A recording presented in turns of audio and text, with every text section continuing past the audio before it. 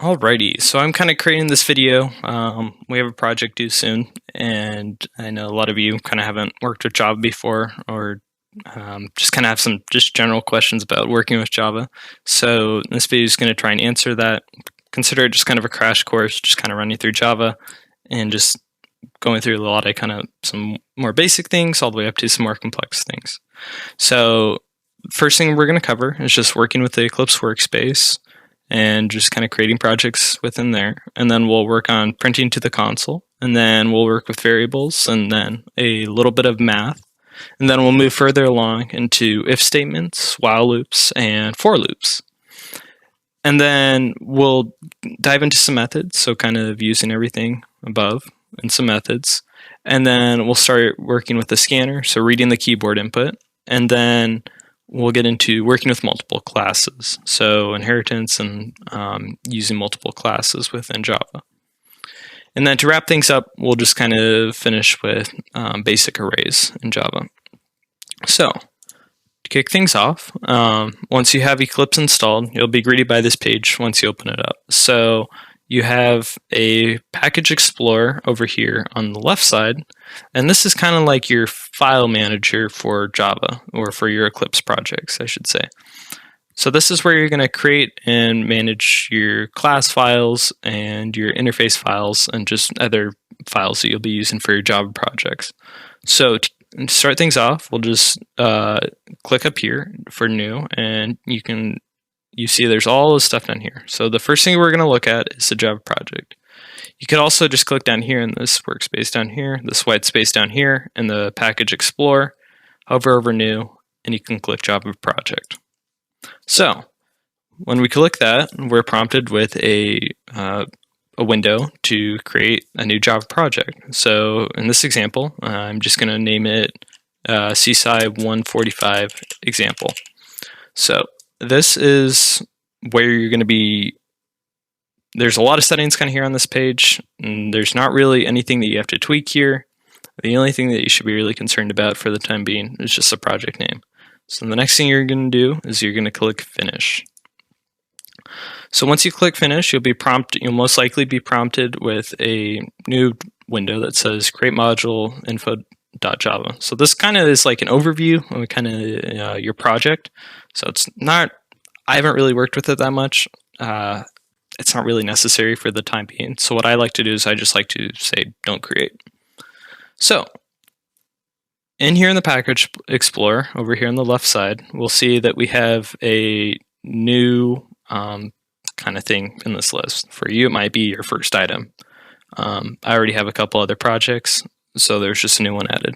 So CSI 145 example. So if you click this little arrow, you can expand the Java project. And the first thing that you'll see is a JRE system library. So this is your Java development kit. So this is all the related classes. This is all the tools available to you when working with Java. It's like a big tool belt available to you. It's extremely useful for a lot of things, as we'll see later when we start working a little bit with it. And then the next thing you have is this little SRC folder. So this is kind of where most of your programming is going to be going on. This is where a lot of your code's going to go, and where you're going to be working with a lot of your code. So the first thing that we're going to do is we're going to click on this, left click on this, and then we'll right click, and then we can hover over new, and then we can move over here to class. So you have all these other types available to you. So you have like class interfaces, kind of your most common things up here, and then a lot of other things that you can create as well. But we're just concerned about class for the time being. And this is where you're going to be doing most of your programming. So we'll click on class, and then we come up with a new prompt. So we're prompted with the source folder, where it's going to go. If we right-clicked over here on the source, don't really worry about this. It should be good. And then we're prompted with what we want to name our Java class. So in this case, I'm just going to give it the name Java example. So in terms of naming classes in Java, the best way to do things, and kind of the general coding best practice, is to capitalize the first letter of each word. And it's called camel case. Don't use underscore, don't use space. Typically, people just use, or the kind of the quote-unquote right way, is to use camel case. So what we like to do is the first letter of each word is going to be capitalized. So Java is capitalized, and then example is capitalized. So since it's a class, one distinction that's going to be important to make, we'll reiterate this later on, is the J is going to be capitalized in class names. The first letter of the first word in the name of a class is going to be uppercase. When you're working with variables, the first letter of the first word of the variable name is going to be lowercase. So it's important that, just for coding convention's sake, that your first letter of the first word of your class name is capitalized. So there's some other settings down here, but the only one that you're really going to be concerned about, just kind of begin things off, is you have this public static void main string args. So this is your main. So it's kind of like this is your main method. This is the starting point of your code. So when you run your code, which we'll get into that later, this is where it looks, and this is where it starts running your code from. So the main is where it starts. So when you have multiple classes, it looks for the main, and it runs from the main method. So what we can do is we can check this, since we're just going to be working with one class right now instead of multiple classes. We can just check this, and this will auto create the public static void main for us, just to save us a little bit of convenience and just having to type that all out. Next thing we're going to do is we're going to click finish. So what you'll see is a couple things happened. Is over here on the left side you have the package explorer, and under the package explorer we had the src folder, and then we had the default package. The default package, so packages are just kind of like the Java hierarchy. We'll look a little bit into this later when we start looking into the scanner class, so scanner Java class, and just kind of how packages are important. Think of it like file folders in Java. And then, so it's going to create a default package, just a default, that's fine. And then down here, we'll see Java example.java. So this is our first, and this is our class that we just created, and this is our Java example class that we just created. And if you look over here in the center, we have Java example.java. And we see public class Java example, so the name of the class that we created. And then we see that what we did that checkbox for, we see that public static void main. So this is going to be our main method. This is going to be where the code works and where it starts off with. Alrighty, moving along, we're going to start working on our first our print statement, our hello world for this. So a couple things just to kind of preface this section is there's a couple important things down here. So down here near the bottom, we have this kind of window down here. So expanding this, so we have the console. So this is where stuff's going to be printed out to. This is where you're going to see your code running at. If you have it printing anything, it's going to print to the console here. So that's very important to see kind of where what your code's going to be outputting. And then over here, we also have this problem section. So this, we already kind of have a couple things. This is for a different project. This is useful for seeing kind of what some of your errors are, but there will be other kind of dialogues down here that are a little bit just kind of more relevant to this project and kind of nicer to process. So we'll look at errors a little bit later, and you'll see some kind of just pop up down here as we go along. So moving on. So to print something in Java, it's kind of a long thing compared to Python. I can't remember what Python uses, but it's definitely shorter than this. But to print in Java, we do system.out.println, print line, and then Java works. So system.out.println, and then we put open parentheses, close parentheses, and then a semicolon. So typically, most lines are going to be ended with a semicolon in Java. And since it's a print line, it passes in a parameter. So just kind of running through this real quick. So what this is doing is it's calling the system.out, which is a reference to kind of, you have a few default things in Java, or kind of classes that you can just use by default. And this is one of them, the system.out. So this is referencing actually your system, or Java's referencing your system.out. So it's kind of an output to your system. And so it's outputting to the console down here. And then this last part is the method call. So this is actually calling the method that we're going to be running. Now, this open close parentheses, this is basically saying, hey, we want to pass something into this method call, or we have the option of passing something in. If we want to put something in here, you put in open quotations, and then for this instance, we'll just type in hello world. And then you close it off with a second quotation, a close parentheses, and then a semicolon. Semicolon ends pretty much every line in Java. So we have this. We type this. Now how do we run it? So there's a lot of stuff on here on the screen. So just kind of looking up here near the top, there's a couple green buttons up here. A lot of these are just kind of for other purposes, but the main one that we're going to be concerned about is the run java example.java. So pressing the run java example.java, you're able to run the program that you created. So if you haven't hit Control S to save the project, you'll be prompted to save and launch. Just whenever this comes up, and just kind of a big thing that you just kind of do is you click OK, and then it will print your hello world down here. Now the print statement can print more than just, like, let's say strings. So the print method can actually print many more things. So for instance, it can print other data types, which we'll be getting to later. For instance, one extra data type that it can print is integers, right? Ints. So in this case, I've set this to 3, and then we'll run it up here, pressing the green kind of play button up here in the top left. And then we'll be prompted to save it once again. Just click OK. And then down here in the console, we'll be seeing that we get 3.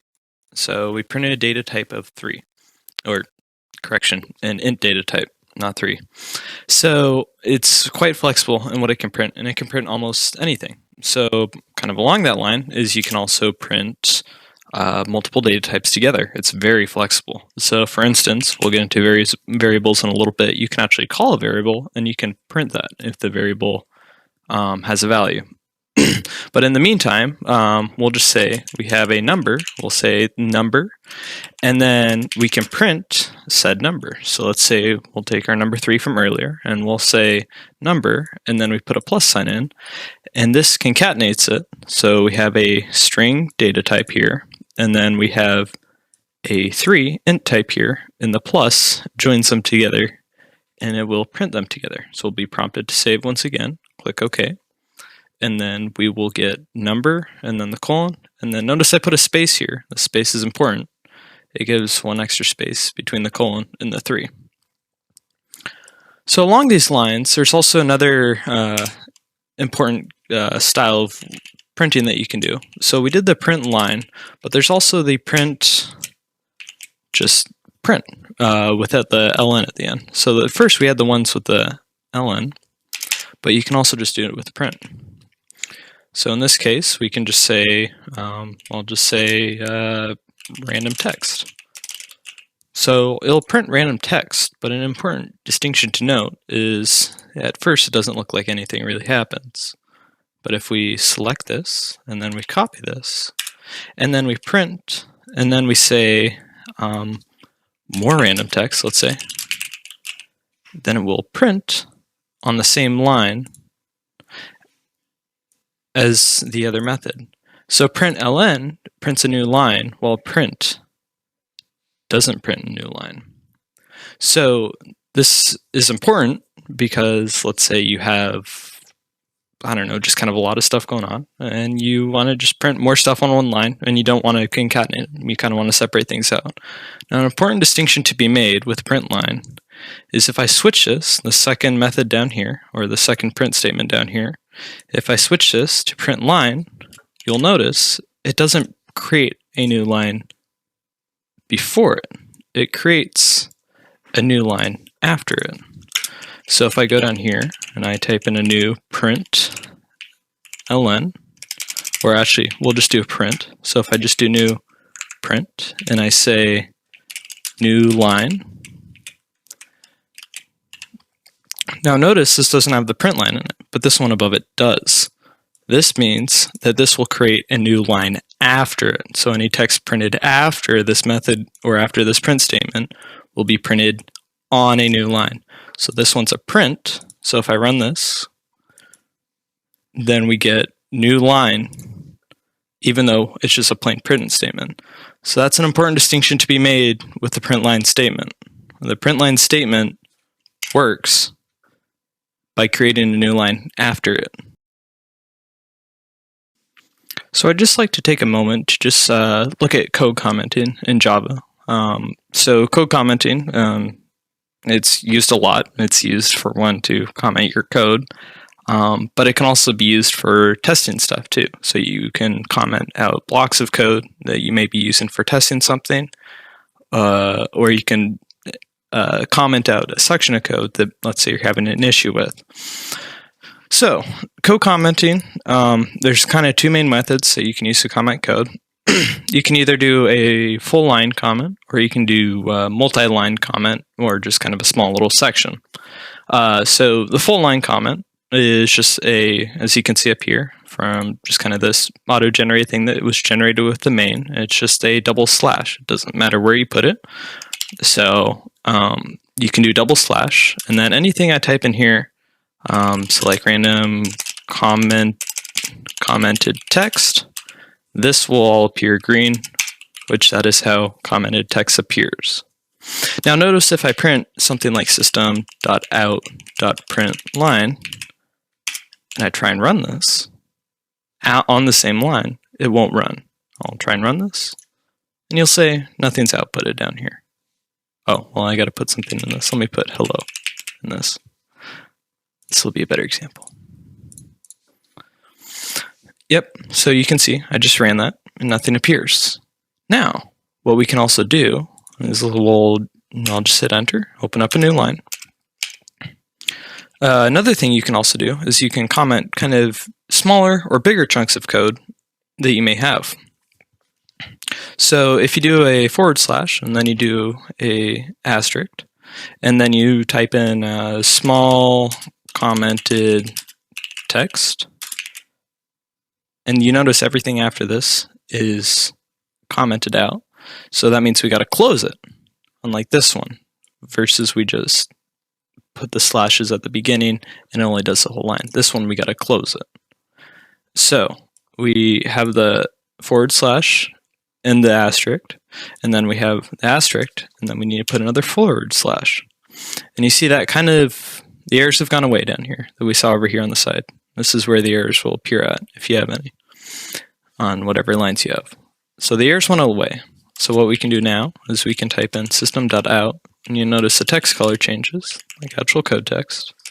And you can use this, and you can see that it's kind of acting more normally, like we normally type code. So I can type in hello again. And then we can close this with parentheses, and then a semicolon to close that off. Now, we can run this, and we'll see it says hello again. But it doesn't say the hello from earlier, because this whole line was commented out, versus this, it's just an enclosed section. Now, where this can be useful is, let's say, I'll take this out. Let's say you have a bunch of system.out.print. Let's just say you have a bunch of print statements, which could just represent any lines of code that you may have. And we'll just say random text for each of these. We're just going to copy this between a couple lines. So I'm going to select this with my cursor, copy, and then enter, paste, enter, paste, enter, paste. So there's a couple different ways that you can comment out blocks of code, and there's a few good shortcuts for doing this. The two ways that we can do this is you could go through and, like we saw earlier, you have that enclosed commenting, which we did the slash and then the asterisk, and then you notice everything down here is green, right? So we got to close it. So we can do the asterisk, and then we can do a /, and then it's closed. Now it's all commented. Now the other technique that we can use is that of the first one. So I'll remove that commenting that I set up. Now the other way we could do this is we could put the 2 forward slashes at the start of the line. And these could be put anywhere on the line, by the way. As we can see, they're up here. And any code that comes before it on the line is counted. So if I could just do forward slashes for each of these lines. Now, that works great and all, right? Both those are effective ways of commenting. This one took a little bit longer. But for those of you that want to be more efficient at this, there's a good way that you can do this even quicker. So I'll remove this real quick. Tab that back out.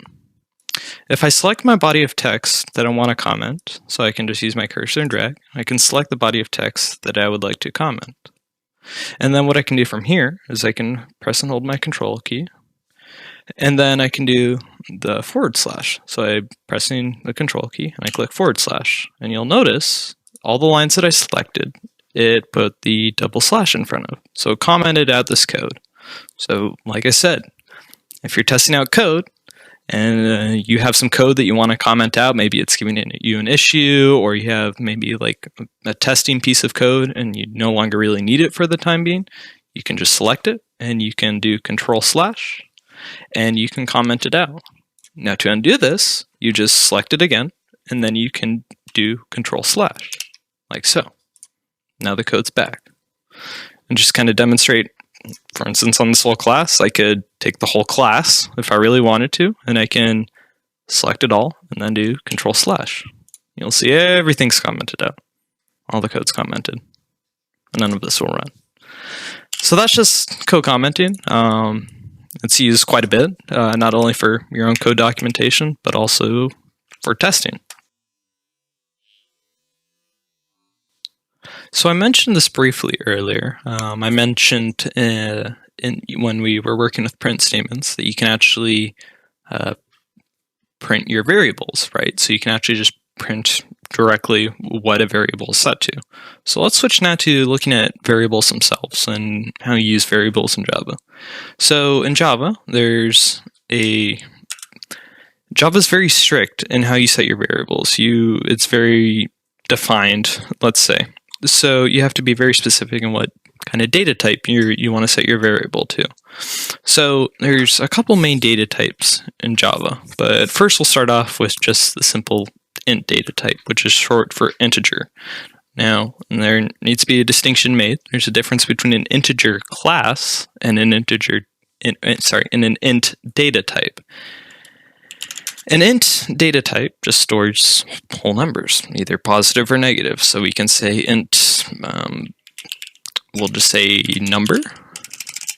Now, we'll just say int number, and then we'll just assign it, 15.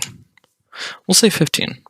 So, an important thing to note on naming classes versus naming variables, which I brought this up a little bit earlier, is when using camel case, we want to make sure that the first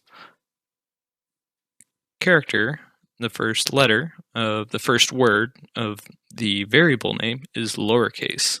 While classes, Java example is our class up here, the first letter of the first word is capitalized. You see down here, it's lowercase. That's just kind of Java, good programming practice right there. That's just kind of the best way to kind of do things. Is you want your variable names to start with the lowercase, you want your class names to start with the uppercase, and then you use camel case for any characters after that, or sorry, any words after that. It just helps sort things out, make sure that things are kind of like, what's a class versus what's a variable, because you don't want to get them mixed up later on. It can get a little bit confusing. So moving along, we have a couple different data types. So we have kind of these default data types, we'll call them. There's quite a few of them, but the most common ones that will be used are ints, which we see here, an int.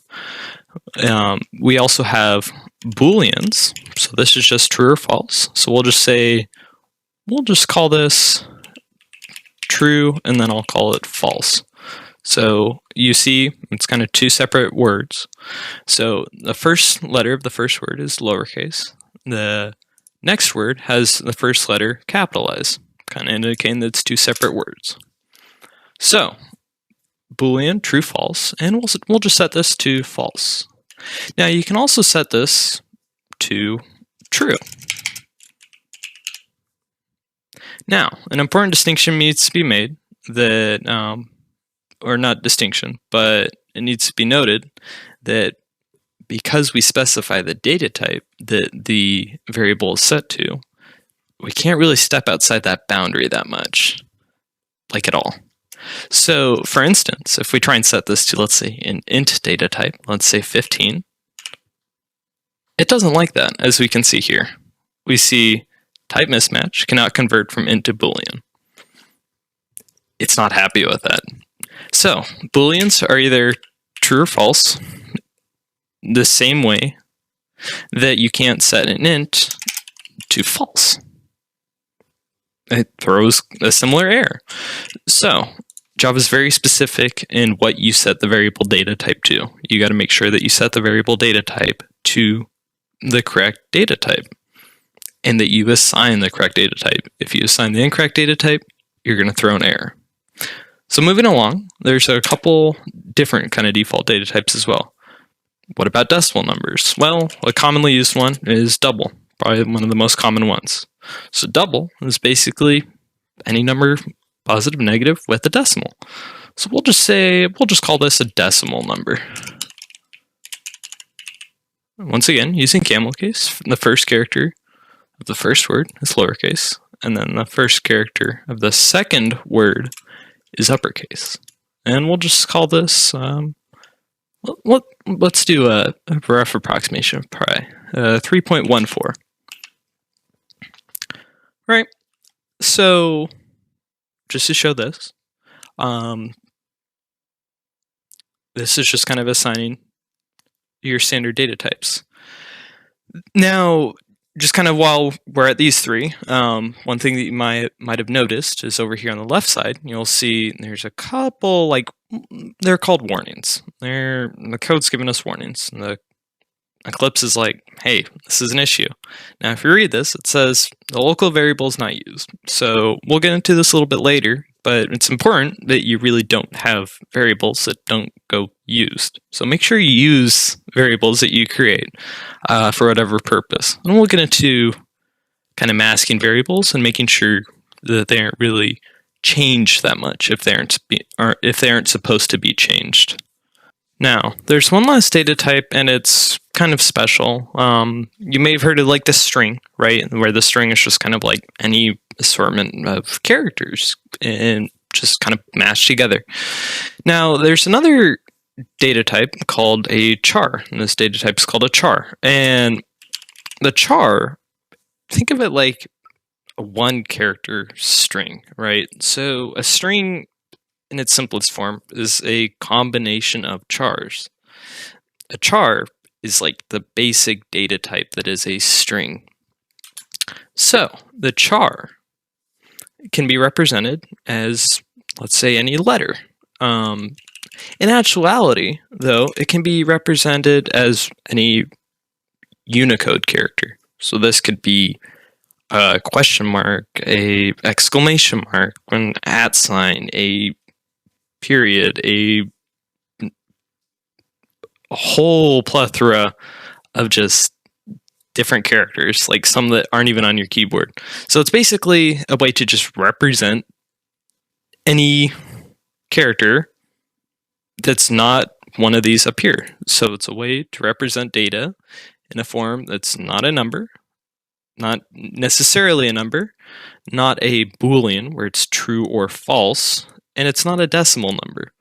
So for instance, it could just be a letter. So it could just be, let's say, the letter A.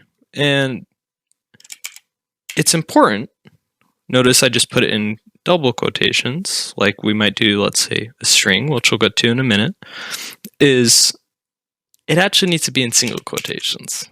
So that's an important distinction to be made. It needs to be in single quotations. So there we go, just like so. There's a char. There we go. Now a char can be, like I said, it can be anything. It can be a number. Great.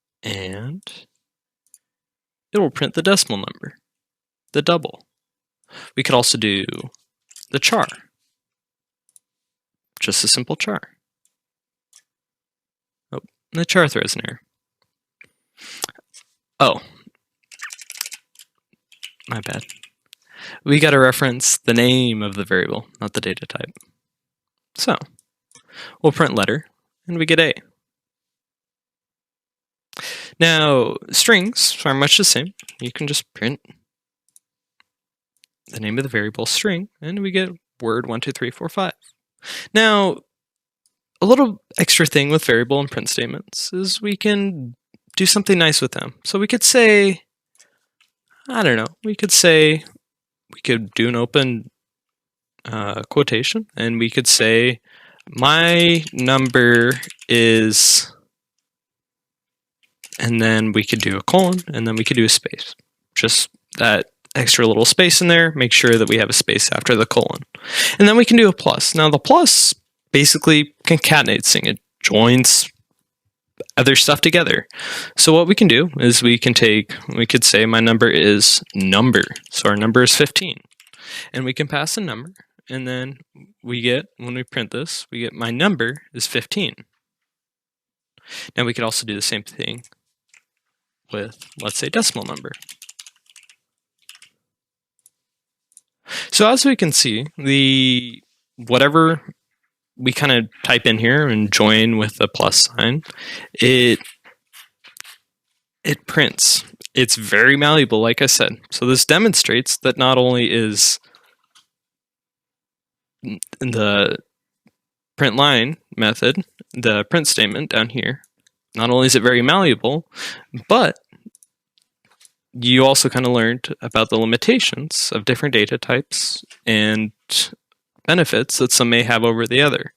Now, the different data types, this will get important when we get further along into math. Math is kind of a tricky thing in Java, and that's what we'll be moving on to soon. So moving along into math, there's many options available to us. Like you have your standard calculator stuff that you can do. You can do multiplication, subtraction, division. I'm doing this all out of order. You can do basically anything. Some stuff you may have to bring in other classes, and a little bit trickier to do. But overall, basic math is pretty simple to do in Java. So let's start off with just some basic integer data types. So we'll have int 5, and then we'll give it a number. We'll say number 1, and then we'll just say this is 5. And then we have int number 2, and we'll just say this is 10.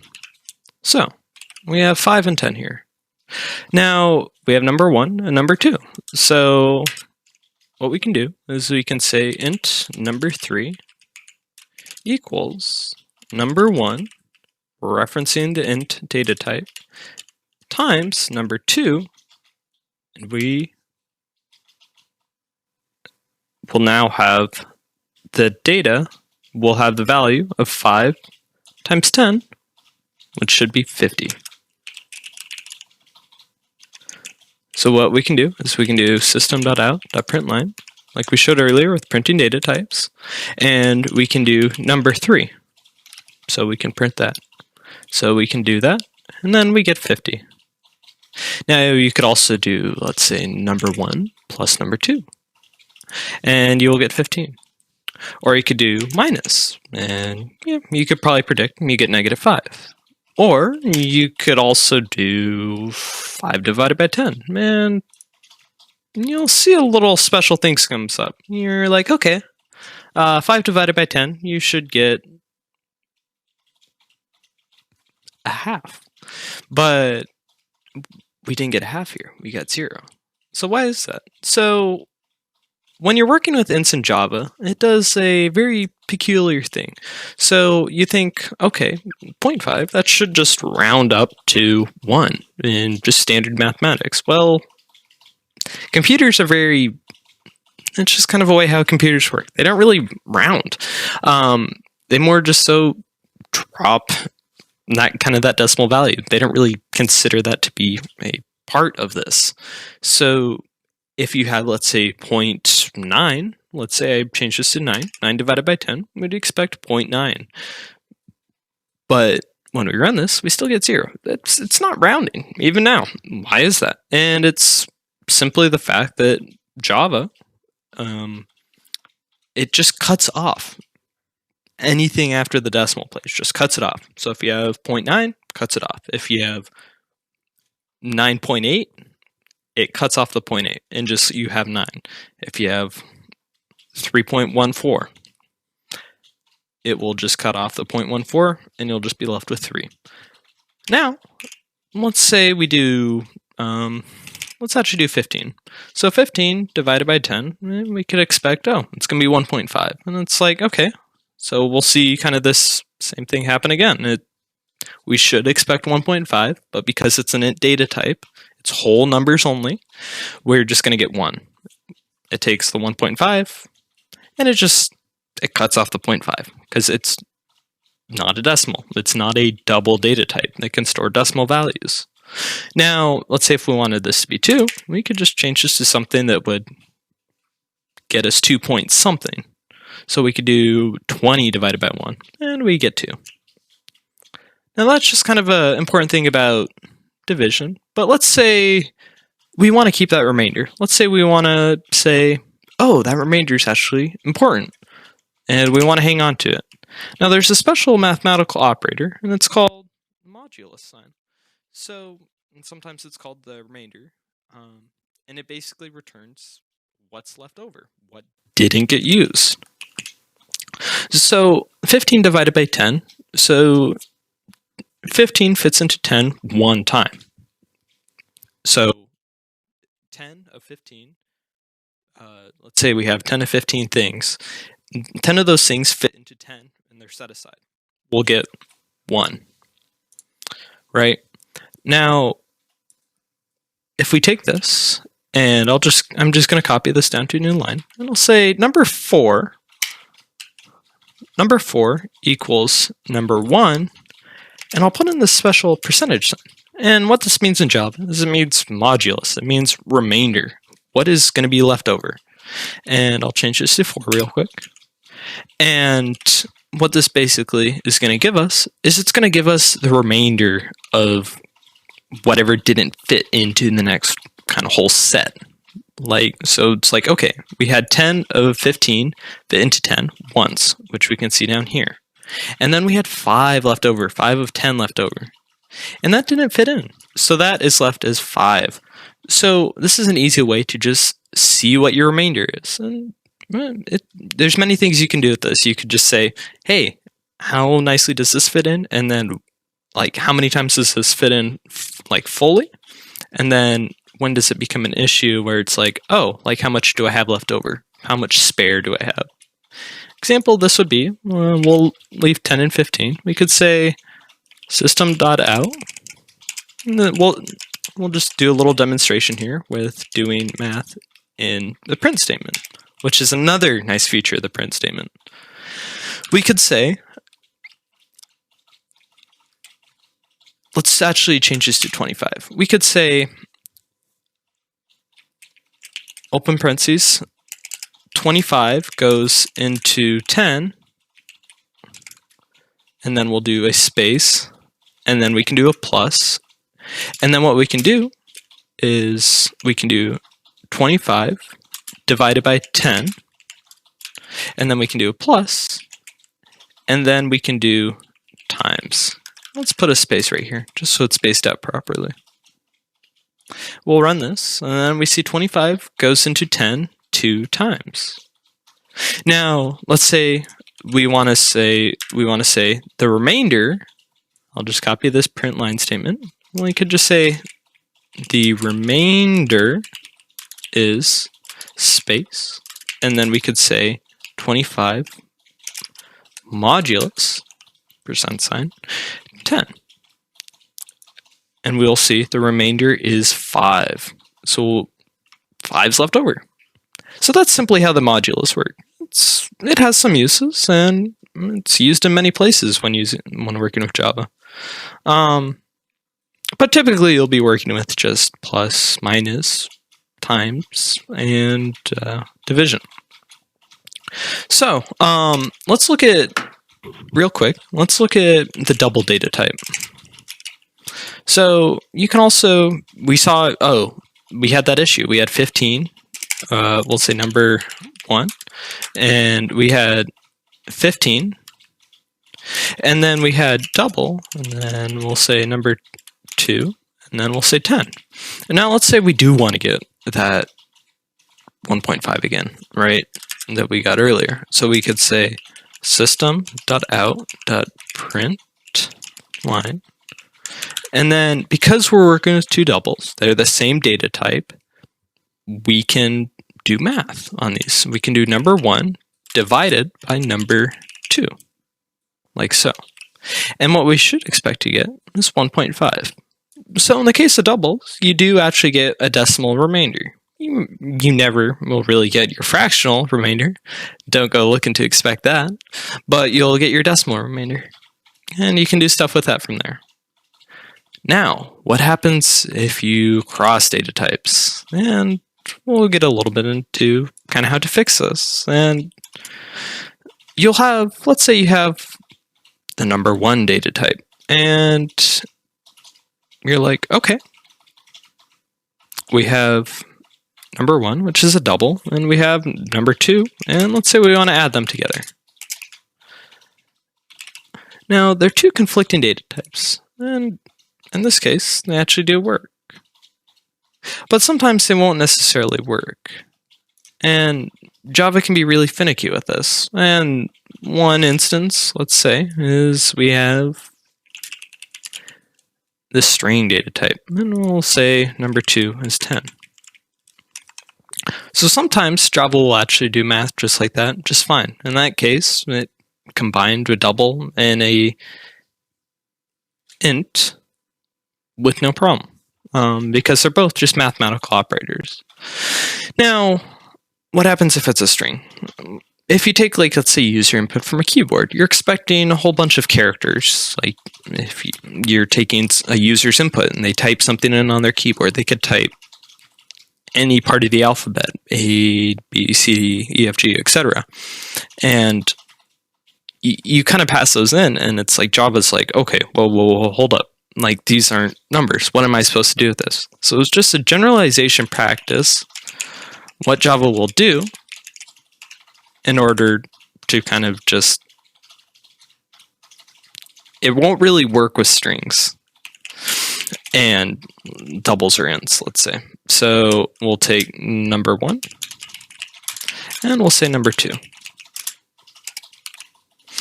And we'll run this. And you'll see, oh, we got an error.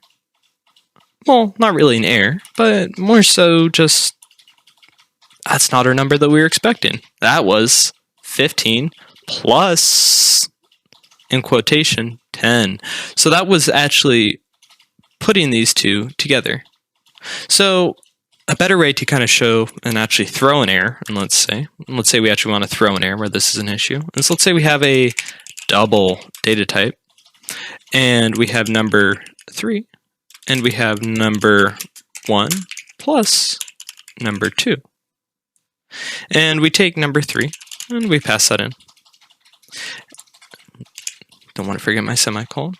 And you'll see Java's already caught, or Eclipse more so, has already caught, hey, there's an issue here. It's saying, if you hover over this, it says type mismatch cannot convert from string to double. It's like, you're trying to convert text, do an arithmetic operation to it, you're trying to add it, and it's like, I don't really have a way of proving that this is for sure going to be just a number. Yeah, you could say, oh, Java, like, the developers of Java, like Oracle, it's like, why didn't, like, what the crap? Like, why isn't it this smart? That's just kind of one downside of using strings in particular. And so what we can do is we can be like, oh, crap, dang it. Like, I really want to combine this double with this string data type, which is a common occurrence. So what we can do is we can actually convert the string to a double. So what we can do is we can call the double, and then we can do parse. And then what this does is the double is a class structure as well. Now there's typically going to be class structures for your default data types. So you'll have a uppercase. You see this is uppercase double. You can have also an uppercase integer data type, or correction, class. Note it's fully spelled out integer, and that can be used to turn a string into an integer. But in this case, we'll be using double.parse double, and then in the case of integer, it'd be integer.parse integer. And we can pass in, you see here, it's asking for a string, and we'll say number 2. And it was nice enough to actually auto-populate this for us. But you can also type this in manually if you have a different variable. So you see the error went away over here, which is nice. So what we can do now is we can say, okay, let's print number 3. And there we go. We successfully converted our string data type to a double and then combined it with 15. Now, let's say we're working with something a little nicer, something a little bit, let's say, easier. Let's say you have a double and you have an int, and we'll just say this int for this time being is, we'll just say the int is 15. So now we have a double, number 1, and we have an int, number 2. So let's say we just want to combine these like before, or better yet, let's use something a little bit nicer than just, or different, let's say, than addition. Let's use multiplication. So we'll say, I gotta specify this. So we'll say int, and then we'll say double, or not double, what am I doing? Int number 3 equals number 1 times number 2. And it's like, okay, we have an issue. So what we're doing is, it's like, what do you really want to do here? You're taking in a double data type, and this is a double, and you're multiplying it times an int, and it's like, I can't, like we saw, okay, it's like, these are two invalid data types, like they don't really work well together. And it's like, for us, we're human beings, it's like, it's simple math. It's like, it's 15, and who cares if it has a decimal after it? Java cares. Computers are very strict in this, in particular Java. It depends on the language.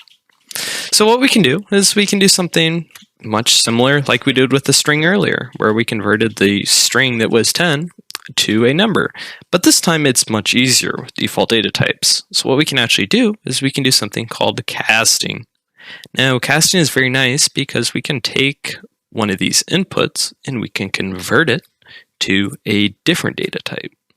So what I will do is I will put an open parenthesis here at number 1. Now remember, we're expecting the variable has to be an int data type as specified here, int data type. And we're passing in a double, number 1. So that means the double needs to change to an int. So what we can do is we can do open parentheses, and then we can do int, int, and then we can do close parentheses. And you'll notice our error goes away over here. It's still around, just hit Control S and it'll disappear. So now that we have taken this and put this int in the parentheses in front of it, this casts the next thing kind of after it to the data type that was set in here. So we can just go ahead and run this, and we will get 225, which is 15 times 15. Now let's look into actually just making this more efficient to kind of work through and work with.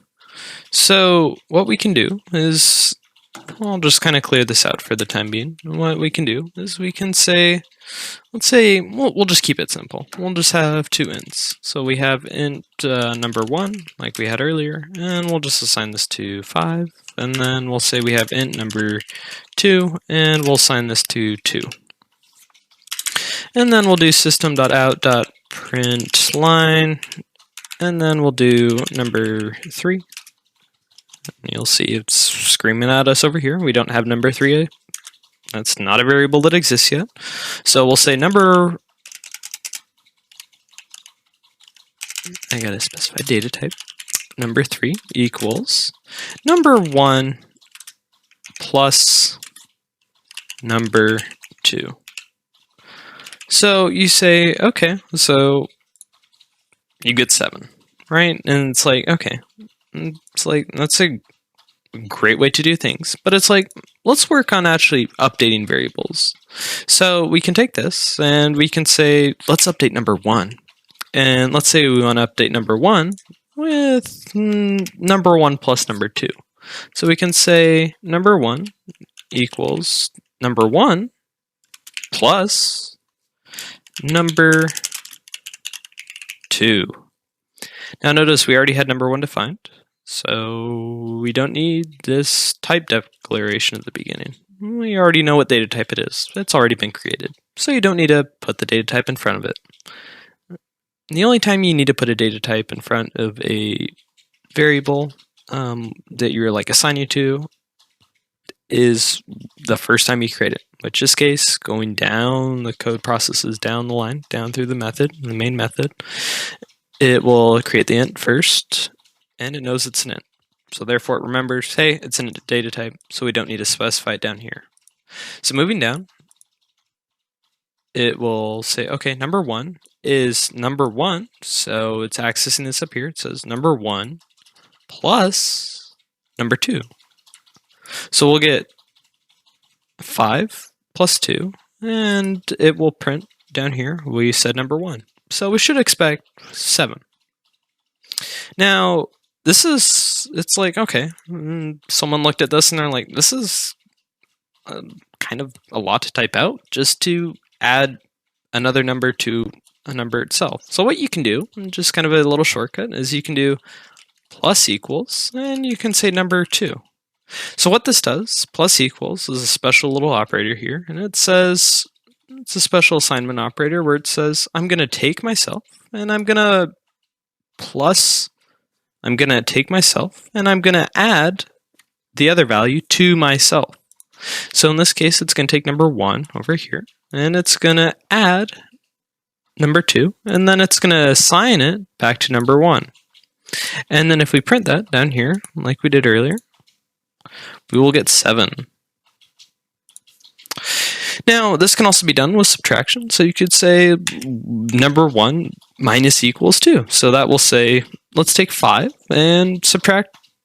We'll take itself, which is 5, and then we'll subtract number 2 over here, which is 2, and then assign it to number 1, which we print here, which should get us 3. And we will get 3. Now you can also do this for times equals, and much the same. Divided equals, it works. Not used too often, but yeah, it works. Now, that is using kind of 2 different numbers, and that's just kind of some nice little time-saving things you can do there.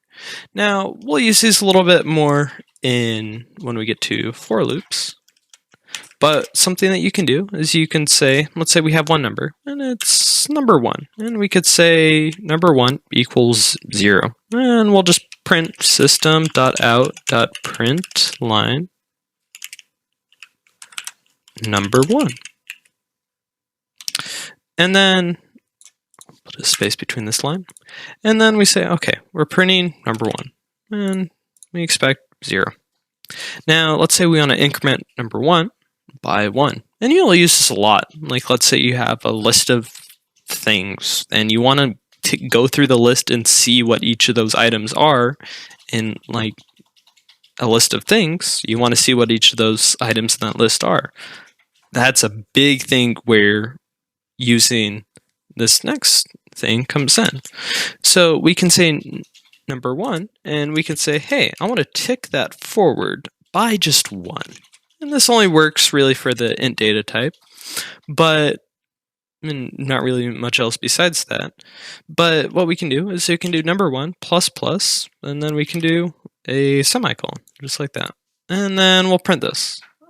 And what this does is this takes number 1, which is 0, and it says plus plus. So it takes number 1 and it increments it by 1.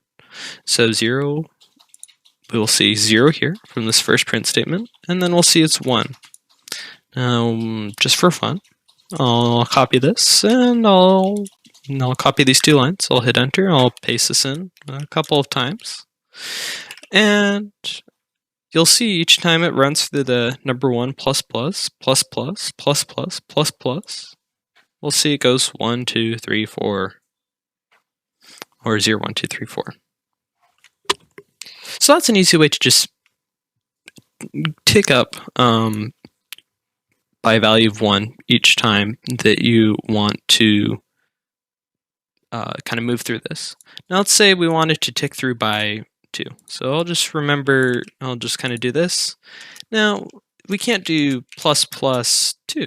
Like, yeah, that doesn't really work properly. So what we'll do is we'll do plus equals 2. And we'll take this, and then we can do plus equals 2. And we'll just copy that over between a couple of different lines, and we'll run this. So we can't do plus plus for incrementing by any value other than 1, but we can go 0, 2, 4, 6, 8, and we can get this like such. Now, let's say if you wanted to, you could do number 1, and this is the last kind of operator that we'll be going over for this. You can do minus minus, and you can like so. And just like we did plus plus, we'll do minus minus, and this will just decrement that by 1. Very rarely used, but it's still an option. So 0, -1, -2, -3, like so. So those are just kind of some unique little operators that you can use just for the int data type, and you'll use them a lot in for loops. But yeah. So we've looked at, in kind of this section on math, we've looked at not only just kind of like just basic math operations, but also the remainder modulus, using the plus equals, minus equals, times equals, divided equals, the plus plus, which we just went over, and the minus minus. And then we also went into casting numerical data types and integer data types. Now, I'm just going to move on to just kind of a few kind of a little bit more complex subjects in terms of math. Just kind of working with stuff in Java. So let's say you're programming, and it's like you want a random number. So we'll say we want an int. We'll actually have this be a double, and we'll say random number, and we'll say, like, we'll just come up with a number. We'll just say 2.98, and it's like, okay, we can have random numbers like that, right? And it's like, you can just type in a random number, but it's like, what if you want a machine to pick a random number? What if you kind of want more closer to true randomness? And you could do a nice kind of little thing where you can do the math. So the math, you see it's a class, so we're referencing the math class, and we can just do math, and it's kind of a default class, so it's like you don't have to bring it in and to use it in Java. But what we can do is we can do math.random, and then we can do open close parentheses, and what this will do is this will generate us a random number between 0 inclusive on 0, and 1 not inclusive. So if we run this, I gotta print it. If I print this, system.out, and I print, and then I say I print random number. So what I can do is I can print random number, and you'll see I get this huge kind of long number down here. It's a pseudo random number. It's random enough for most cases, so it's fair to use it for basically anything you may need. Now you're like, oh, well, this is a decimal. What do I do with the decimal? This is inconvenient. And it's like, yeah, you see 0, and it's like, okay.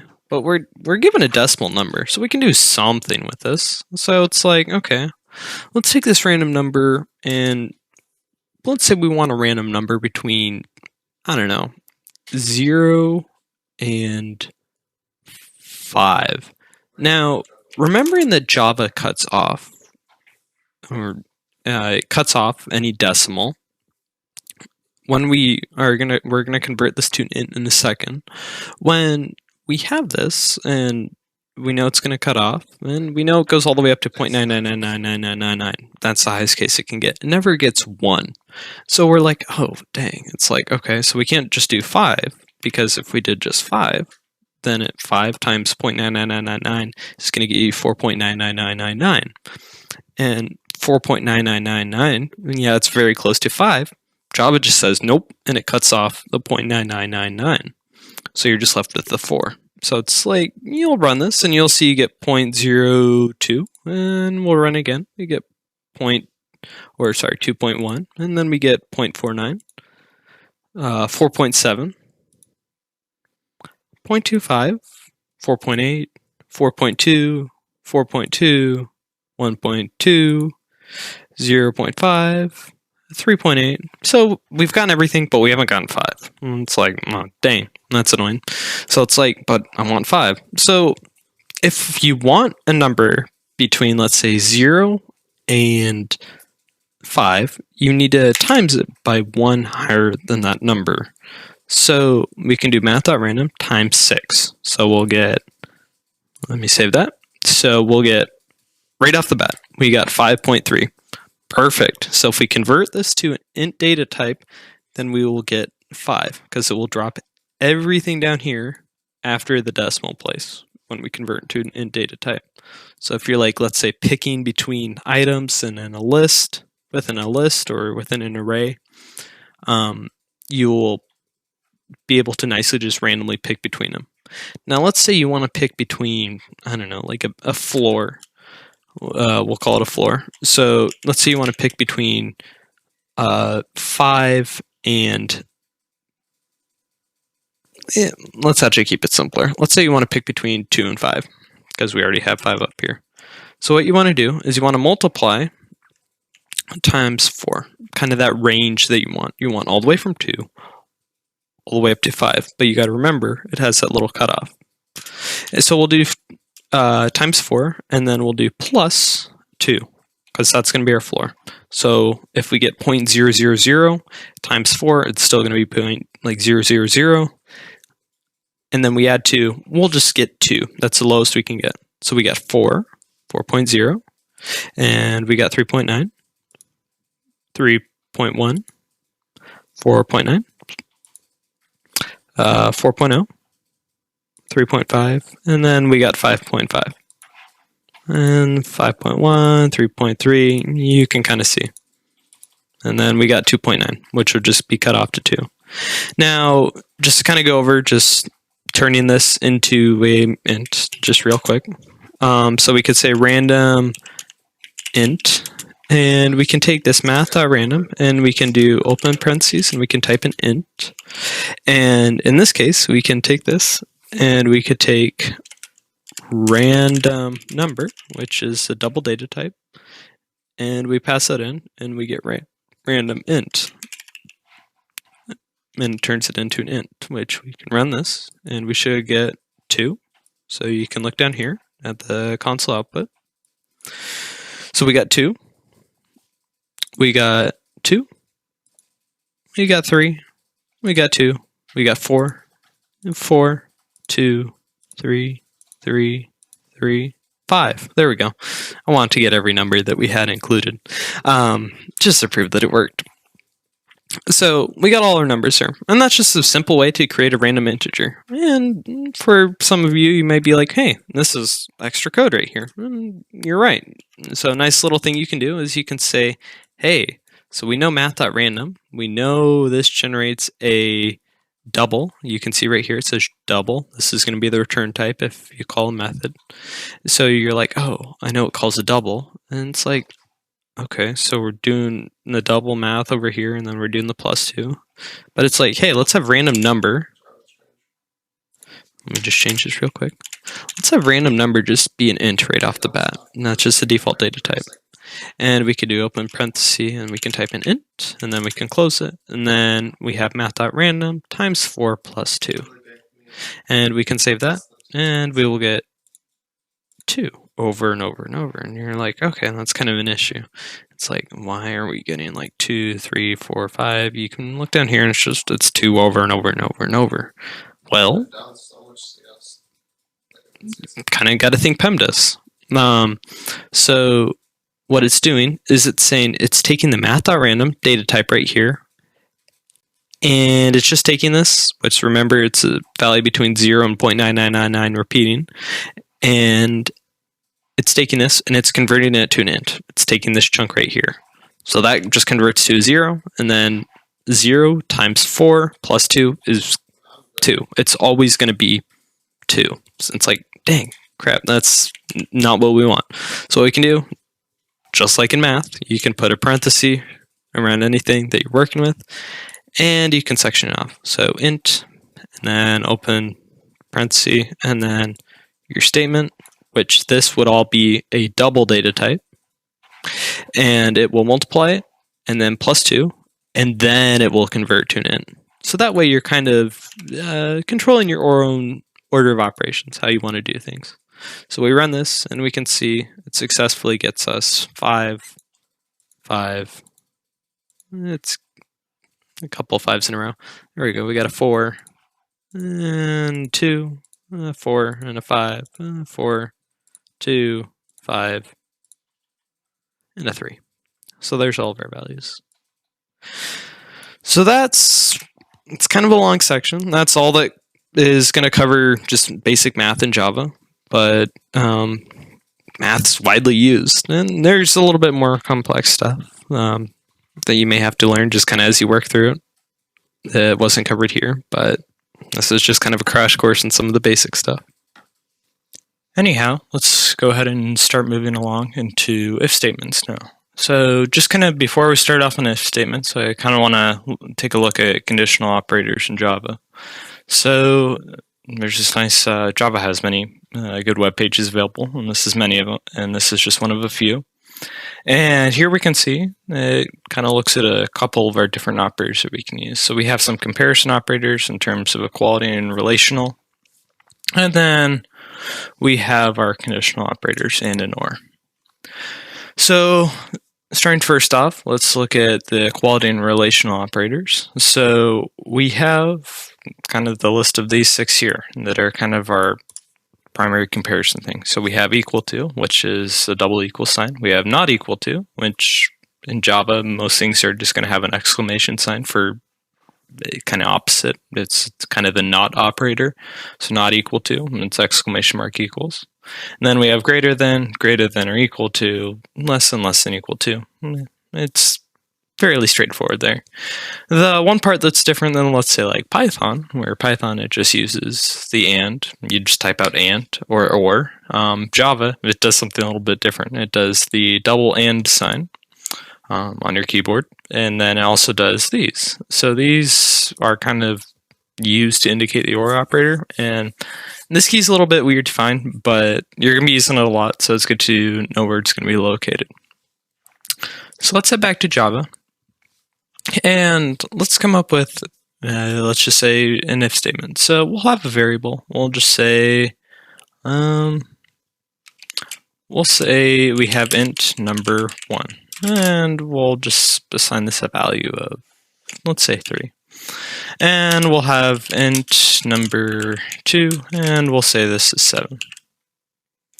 Now, let's say we want to look at and see, is number 1 greater than number 2? And we could do if, and then this is kind of how you structure if statements in Java. So it needs a condition, right? That's what the open close parentheses are here for.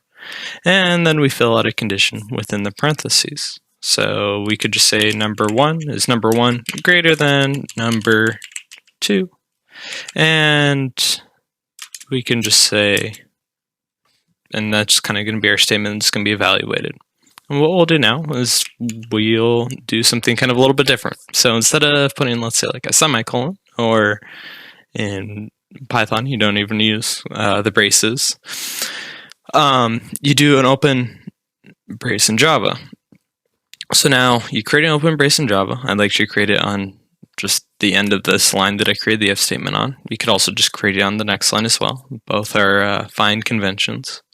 And then you can just go ahead and enter, and I accidentally hit slash.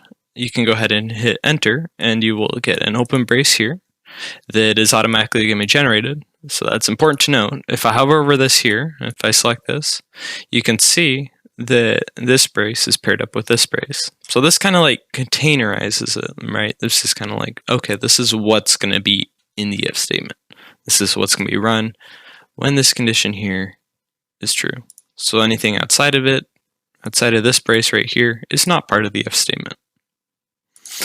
So let's say number 1 is, we're wanting to see if number 1 is greater than number 2. And we'll just say system.out.println, and we'll say number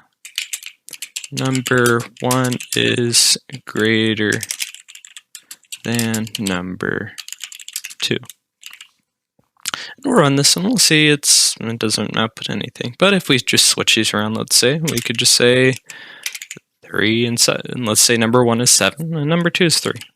And we can run this, and then we get number 1 is greater than number 2. Cool.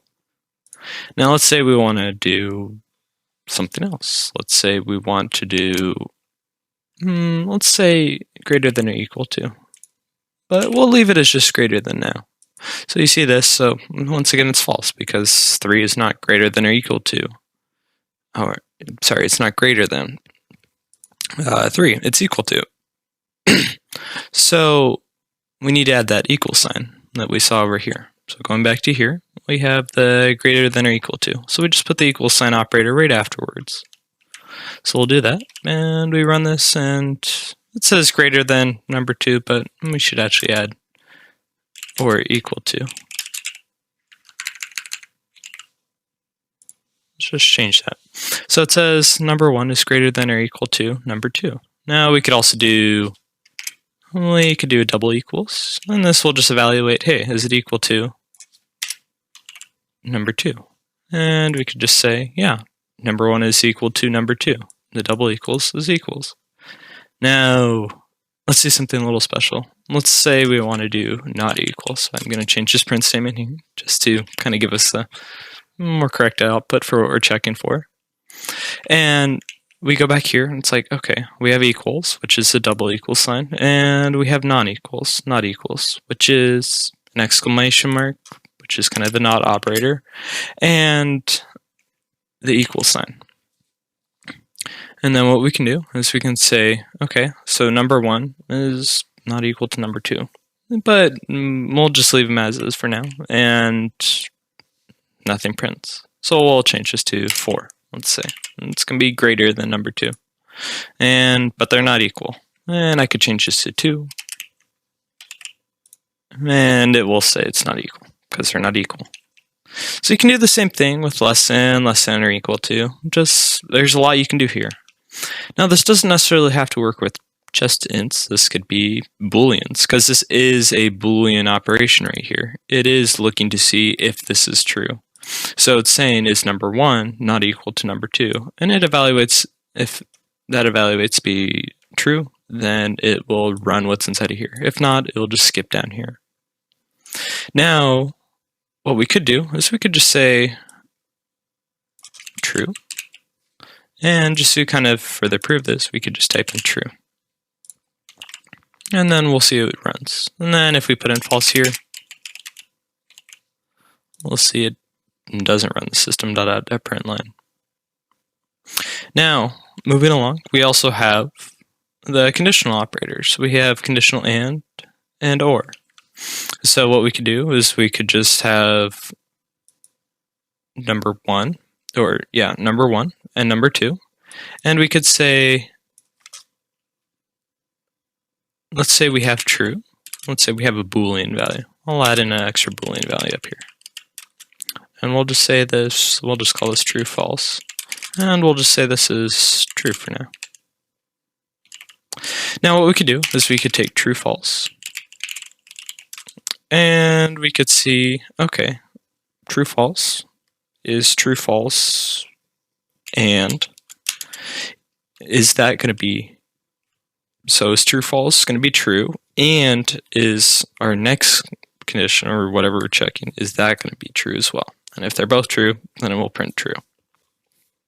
So we'll say, okay, and number 2 is less than, let's say, equal to 3.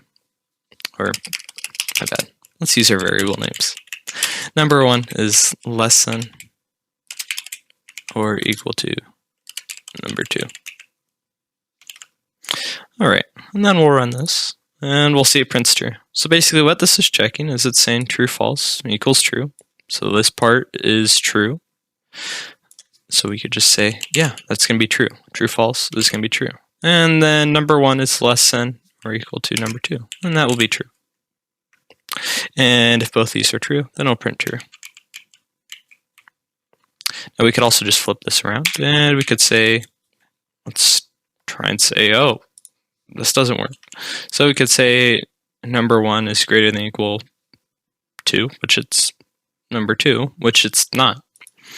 2 is not greater than or equal to 3, and we'll see it doesn't print. So that's the AND operator in Java. Now let's look at the OR operator. So let's say we have this, actually, just Control Z to revert back to this. And then this is the OR operator. So the place that you'll find this on your keyboard is you'll actually find it just above your Enter key. You should see a backslash, and then you have this kind of little bar right here. And you use 2 of these little bars to indicate the OR operator. Now, let's just go ahead. We'll just say, we'll just leave this as is. So this part's going to be true. Remember, this part's going to be true because our Boolean up here is true. And then this part over here, number 1 is not greater than or equal to 2. So 2 is not greater than or equal to 3. So we're going to get a true over here and a false over here. And we run this, and it says true because this turns out to be true. But it's like, hey, either this could be true or this could be true. But if they're both false, let's say we change the true false to false, then it won't print. So if both are true, then it will print. If one is true and the other one is false, then it will print. And then if they're both false, then it won't run this condition or run this statement. Now let's move along. Let's just move on to the if else statement. So if else, or actually I should say else if. So the else if statement says, hey, okay, we ran this, and it's like, we checked if this is valid, and if so, we'll run this. But it's like, hey, we have, what if we want another if kind of part of our if statement? So we can do the else if. So the else if will basically evaluate, hey, we had this one condition, and this turned out to be false, because true false is equal to false, and number 1 is not greater than number 2. So now what we can say is we could say, all right, let's print it so that if true false,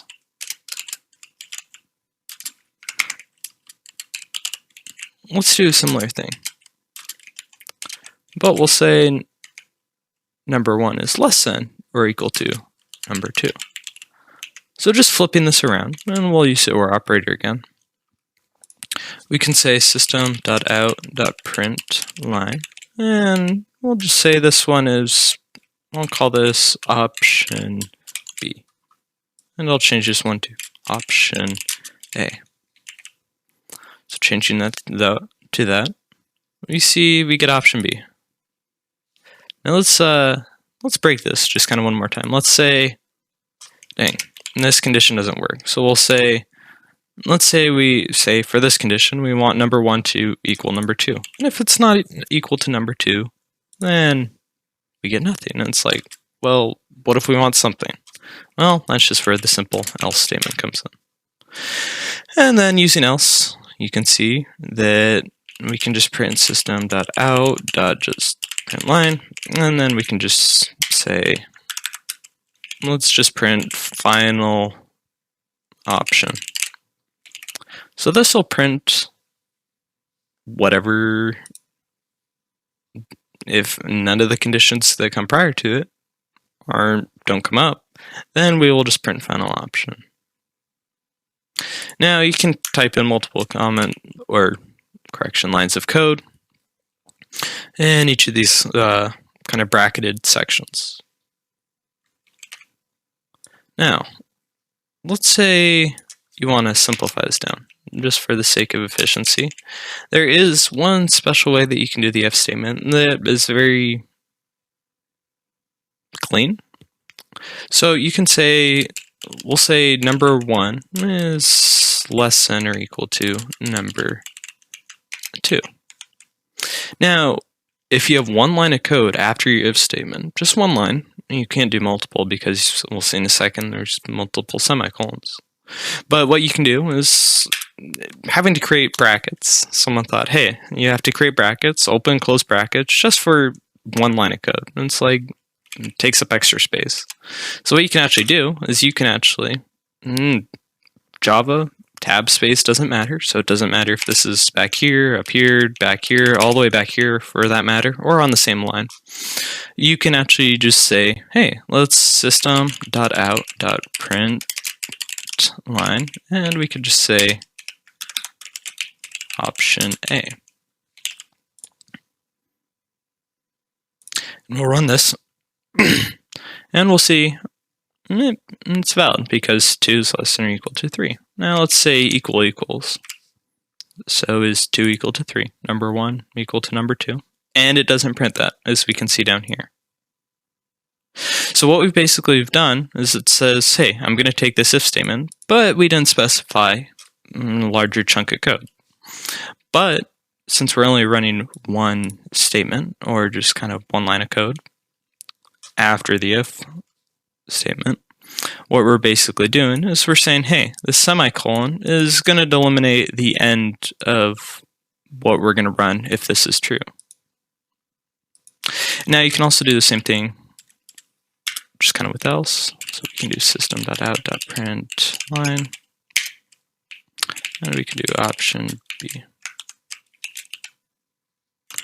And we'll see that, okay, option A, we saw that didn't print down here from earlier, and we'll run this, and we get option B. But you'll notice if I say, I could just say more text. I'll just say more code. And this could just be any extra code. You'll see it's like, hey, there's an error here. And it's like, what's going on here? And it's because we kind of put a break in the middle of this, right? So since it's expecting one line of code, just here, this else statement, it will only run after this one line of code. So if you put something in between, this else is basically cut off from this if statement when you do that. So what we can do, just to kind of further demonstrate this, is we could just say there's more code here. And we'll say this is part of this if statement, and I'll just make this so it's less than. Number 1 is less than or equal to 2. And we'll see it prints option A, but then it prints more code. But we wanted this more code to be part of this else statement. If we wanted to do that, we could just do open bracket or open brace, and then we could close it with a closed brace, like so, and we'll see it just prints option A. So just to kind of recap, if you want to do kind of multiple lines of code, use brackets after your conditional here. And if you want to do just one line, then you can actually skip the bracket, but it's only for one line of code afterwards. Just one thing to note. Now, one extra thing that I kind of want to go over is the use of the not operator. You'll do this every once in a while. There's many reasons that you may use this. So let's say we have true false, and if true false, we could say system.out.println, and we'll say opposite. Out. There we go. We'll say print opposite. So, and then I'll just say opposite, and then I'll just say true false. So this we should expect this to print what that Boolean value is. but you see it's false. And it's like, oh dang, this is false. But I want this to be true. But instead of changing the whole variable, we can just invert this. So what we can do is we can put an exclamation mark at the front of the variable name that we want to invert. So what we can do is we can say true false. We want to invert true false. And we'll say here we want to invert true false in the output. So this not operator will basically take a false and turn it into a true, or take a true and turn it into the false. So we'll see opposite. It says, okay, true, false, so not false, so it's going to give us true. This condition is going to be valid, and then it's going to say, it's going to print opposite, and then it's going to print the opposite, the not operator here, of false, of the true false variable, which is going to be true, which we see down here, which is opposite true. So that's all really working with the if statements in Java, and there's many other ways that you can work with them and states and conditions that they can operate in. But a lot of that is just kind of for yourself to figure out. They're used everywhere. So you'll just have to figure out how to use them to fit your case set as you see necessary. So now that we've covered if statements, let's go ahead and move into while loops. And further along, we'll move into for loops. So while loops are pretty easy in Java. It's much kind of the same looking structure as an if statement.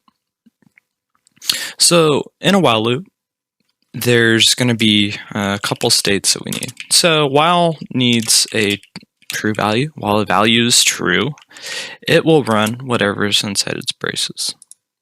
So inside this braces, we have while true. It's going to run system.out.println, and we'll just say while loop output. And this could be any text, any line of code that you just want to run over and over. And we see, okay, we have a while loop going over and over and over. It's like, okay, we didn't give it a way to break it. It's like, okay, so now it's just running down here, and now your computer's just like cranking out lines of code. And it's like, okay, this is kind of annoying. Like, how do I stop this? So, to ever stop any code that you have running in a console, especially if you have a loop that doesn't have an exit condition, it all happens sometimes. And what we'll do is we can hit this little red X down here at the console window, and we can just click terminate.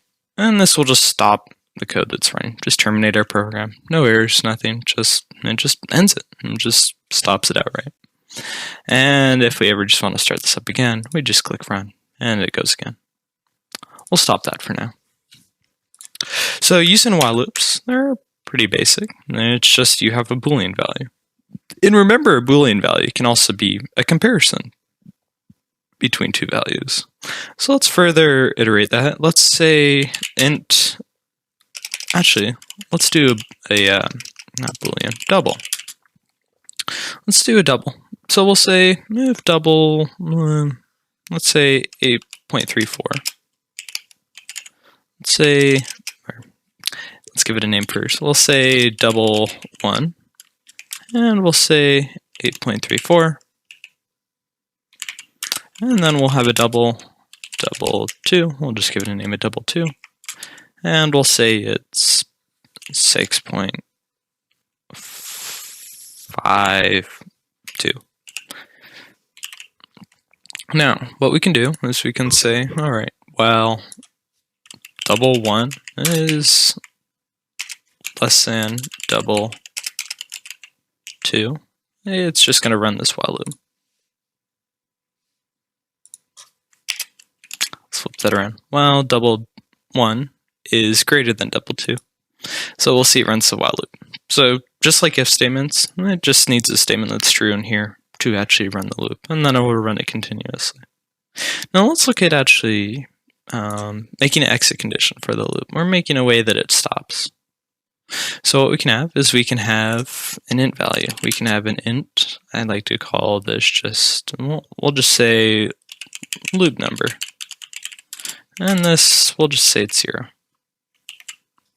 And what we could have is while loop number is less than 20, it's gonna print loop number.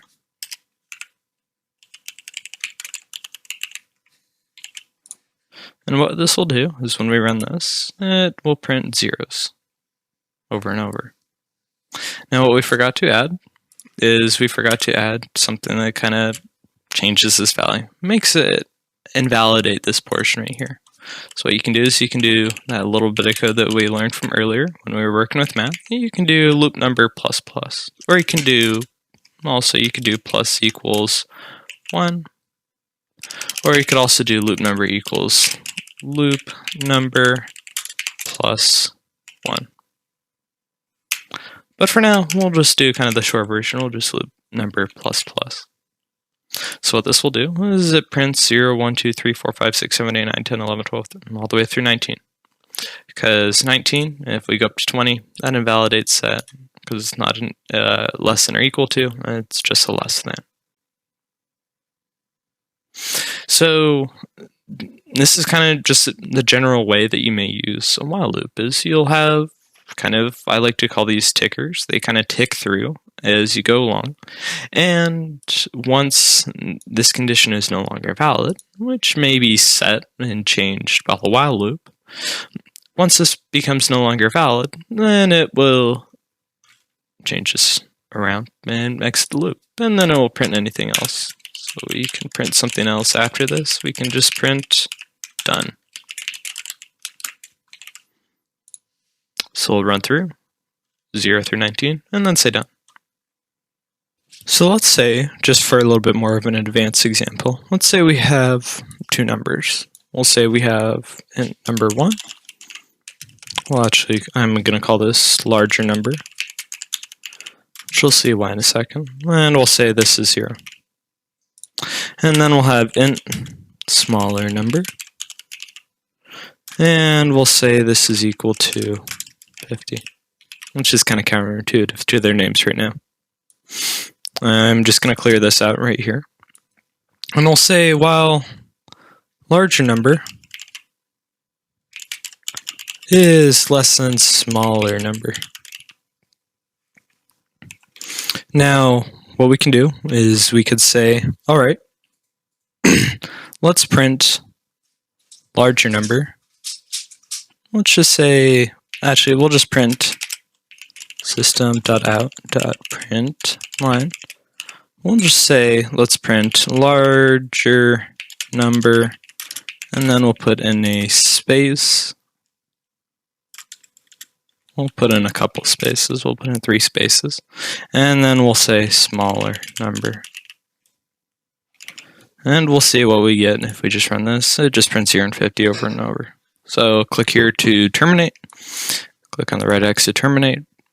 And we'll add a way that we reach an exit condition. So the way that we can do this is we could just say, all right, so let's do larger number. Let's do larger number. And let's do our fancy little times equals. So we could do times equals 3. So we'll multiply this by a larger amount. And then we'll do smaller number times equals 2. So what we'll see as we do this is larger number. Let me actually change this to 1, so that way we aren't multiplying times 0, and we actually reach an exit condition. What we'll get is smaller number. Actually, yeah. So larger number will multiply times 3, and we'll get 3. And then this will multiply times 2, and we'll get 100. But as time goes on, the times 3, the larger number, will catch up to smaller number and meet this exit condition. It'll take a while, but it'll reach it eventually.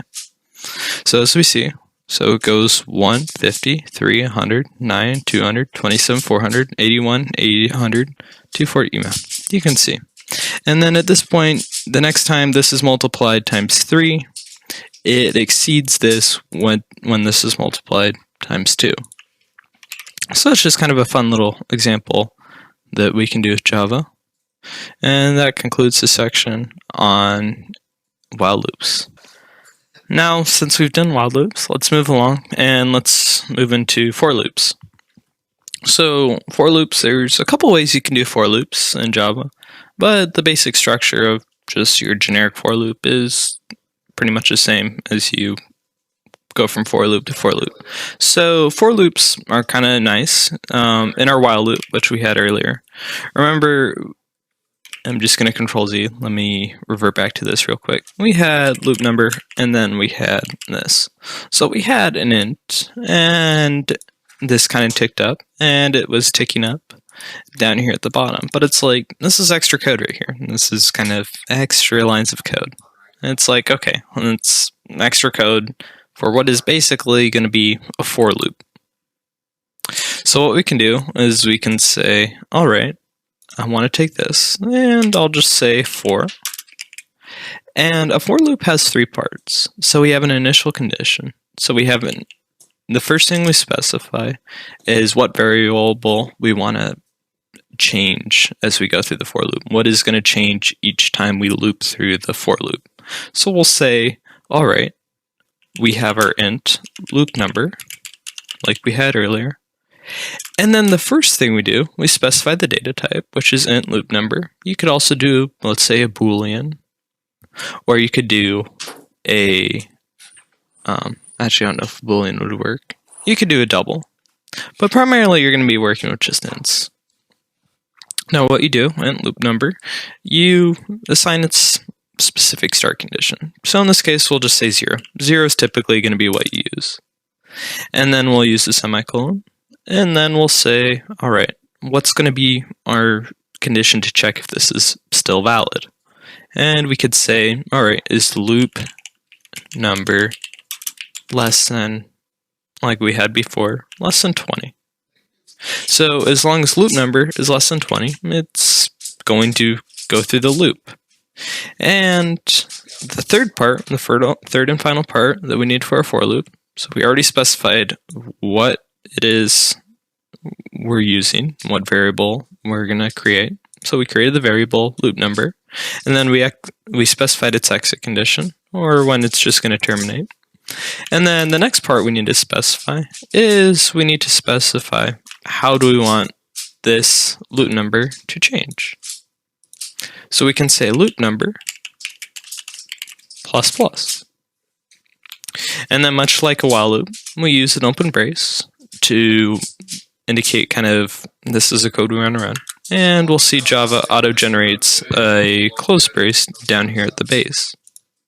And now that we have these, what we can do is we can say system.out.println, and we could say, let's just say my number is space after the colon, and we'll do a plus and then loop number. Now this is a fun little thing we can do. We can actually take loop number and we can use loop number, and we can actually reference it, and we can change it inside of the loop as we see necessary. Let me make sure that I change this real quick. Print line. Alright, so let's run this code, and we'll see it says my number is 1, 2, 3. It goes through the loop like we saw earlier.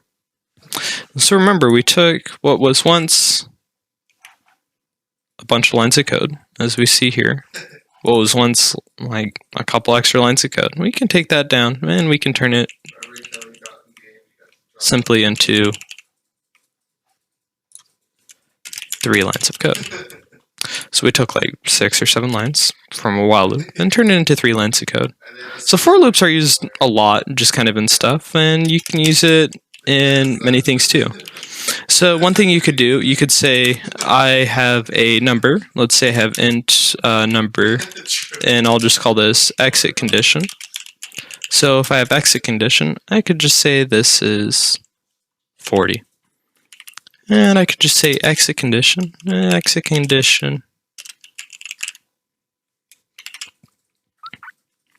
and it will go up to the exit condition, which is 40. Now, just kind of as a fun little example of something you could do with a for loop, is we could say, let's leave exit condition, but this time we'll leave it as, let's say we leave exit condition as 10. Now we have exit condition 10, and we could say, all right, exit condition is going to be this, and we could say loop number, I'm going to change this to plus equals 2, just to show that you can increment it by another number than just 1 with a plus plus. And I'll also say, let's do exit condition plus plus. So this will increment the exit condition by plus by 1 each time it runs through this for loop. So each time the for loop gets run, it will increment the exit condition by 1. So the exit condition will grow slower than the loop number, and the loop number will soon match the exit condition. So we'll see this. So we get 0, 2, 4, 6, 8, 10, 12. Yeah. Just kind of a fancy way that you can use for loops. And you can use other variables to specify the exit condition. On the other hand, I could also simply do, all right, let's take out this. I could say the exit condition. I'll just rename this to increment. I could say the increment is 2. And I could say the exit condition, I'll just replace this with some arbitrary number for the time being. I'll just say 60. Now, I could say the increment over here is plus equals increment, the amount that we're increasing by.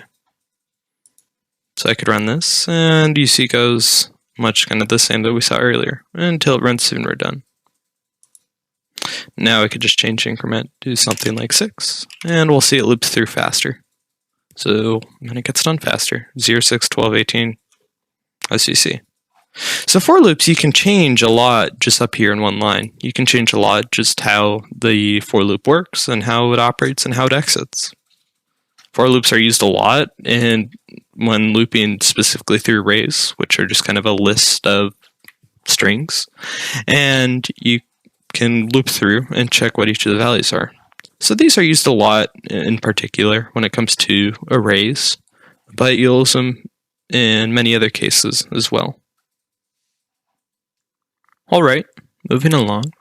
So methods are a core part of just kind of any programming. They allow you to run predefined sets of code repeatedly if you want to.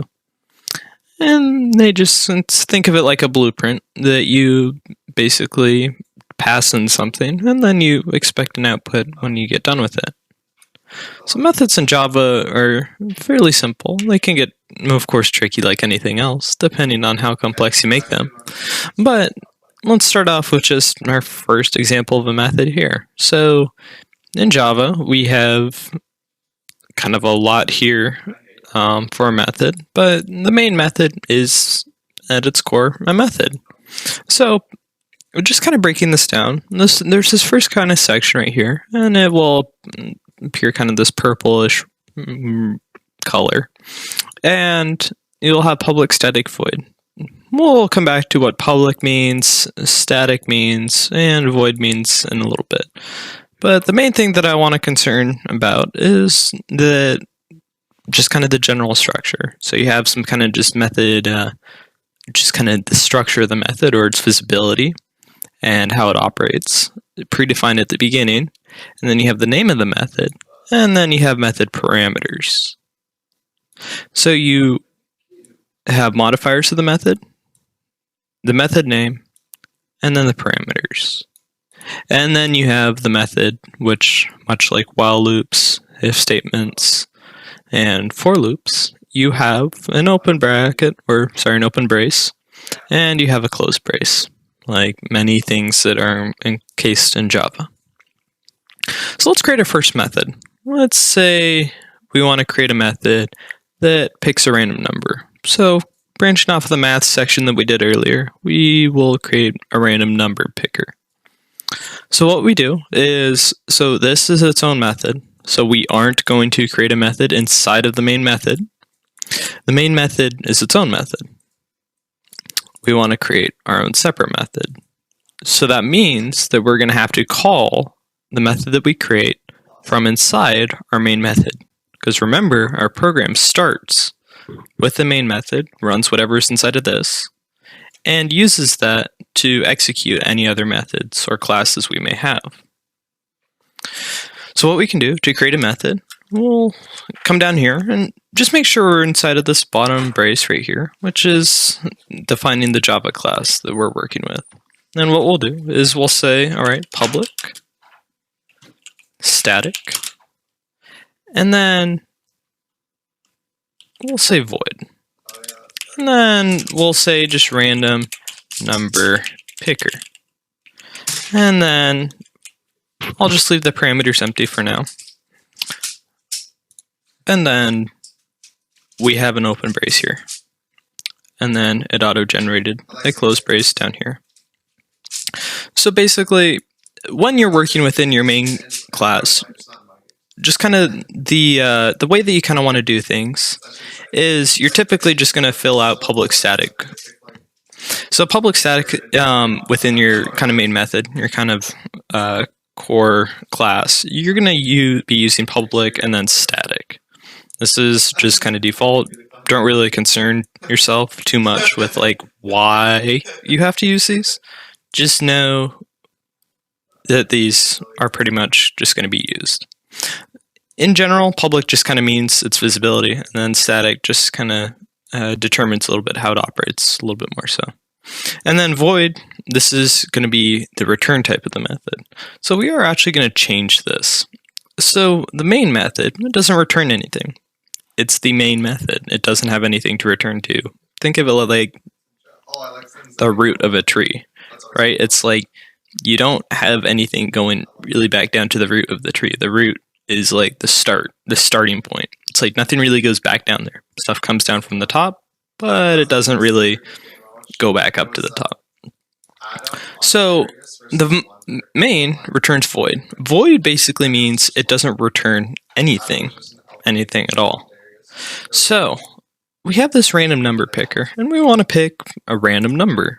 So it's like we're expecting a return if we want to use this up here. So what we can do is we can say, all right, we have our default data types. We have int, we have double, we have boolean, we have char, and then we have our default data type of class, or sorry, default data type that's a class, which is the string. So we want to pick a random number. So we'll say, let's return a whole random number, a random number that's a whole number. So what we can do is we can say int, we want to return an int type, and then here's our method name like we had earlier, and then we don't have any parameters. Now you'll notice when we change this to an int, it threw an error over here, and it's like, okay, what's going on here? You hover over this, and it said, this method must return a result of type int. It's basically saying, hey, I'm expecting an int, I don't have an int. Now you notice like up here in this void, we say it doesn't have to return anything. It doesn't have to return anything. So if we do random number picker, it's not expecting to return anything, so we won't have a return statement. Return statements are basically a way of returning the output value of whatever our method does. So for the time being, let's just leave this as void, and we'll do random number picker where it actually assigns it within the method itself. So what we could do is we can say int, and we'll just say, we'll just call this number, and we'll just say this is going to be equal to, well, actually, we won't declare this yet. So what we'll do, this is a way that a nice way that you can do things in Java. You can actually declare your variable, but you don't have to assign anything to it. This is the same thing as assigning it the value of null. The value of null basically says, or actually not the value of null, but basically what it does is like you aren't in practice you aren't assigning it a value. Java's like, hey, every variable needs a value. So when we create it like this, it just assigns it a default value. It creates a place in memory, and Java's like, hey, you're going to need a value assigned to this at some point. So it just kind of fills it in automatically with kind of a default value, which in this case, it's 0. And that's the case for ints, doubles. I can't remember what it is for booleans. And then strings, it's just an empty string. So what we can do is we can say, all right, random number picker, we want to choose this method and we want to run this method. And remember, it doesn't pass in any parameters. So we can say random number picker, and we can do open close parentheses and then a comma or semicolon. So this is how you call a method within the same class. Let me repeat that, within the same class. It gets a little bit different when you have multiple classes, but when you're working within, let's say, like the main class, the way that you call methods within the same class is you just type in the name of the method, which is random number picker down here, and then you do open close parentheses. This is where you'd pass in your parameters if we had any here, which we'll get into that in a little bit. And then use a semicolon to wrap things up. Notice we don't use an open close brace because we're just running this. We're kind of executing this. This doesn't contain anything. The code that actually is going to be run that's contained within this is down here in the public static void random number picker. So what we can do is we can say, all right, we run this and we want to assign number, and we'll say number is going to be equal to math.random times 5. And just a quick reminder, because it's going to be an int data type, we're going to want to cast this to an int. So we'll say math.random times 5, and we'll cast that to an int. Now this brings up another good issue that you may have. As you see, oh crap, int number.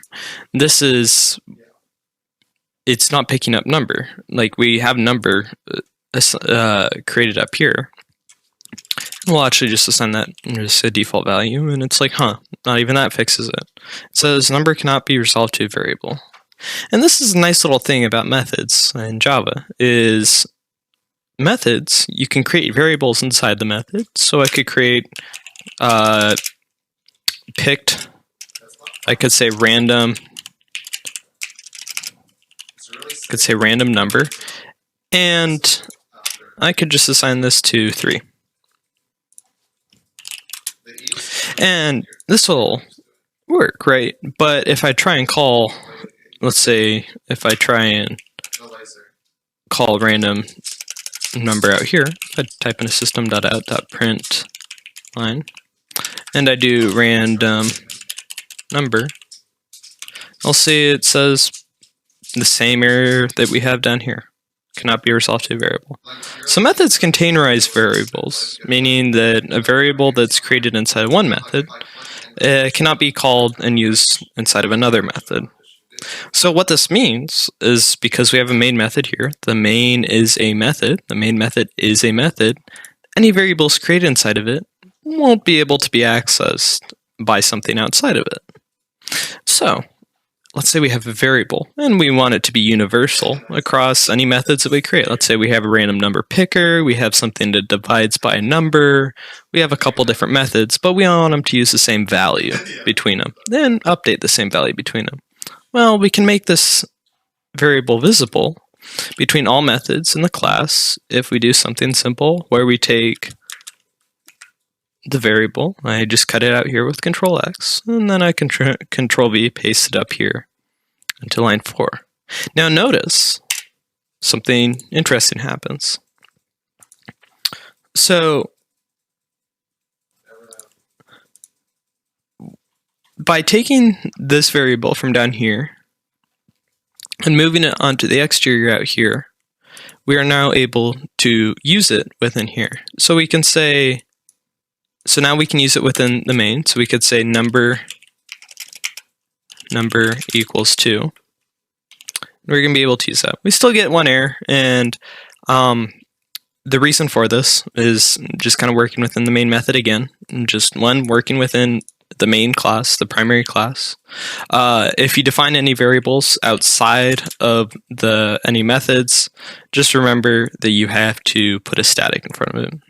Just kind of think of it as standard practice. Don't really worry about the reason for the time being. Just put a static in front of any methods or variables that are outside of this.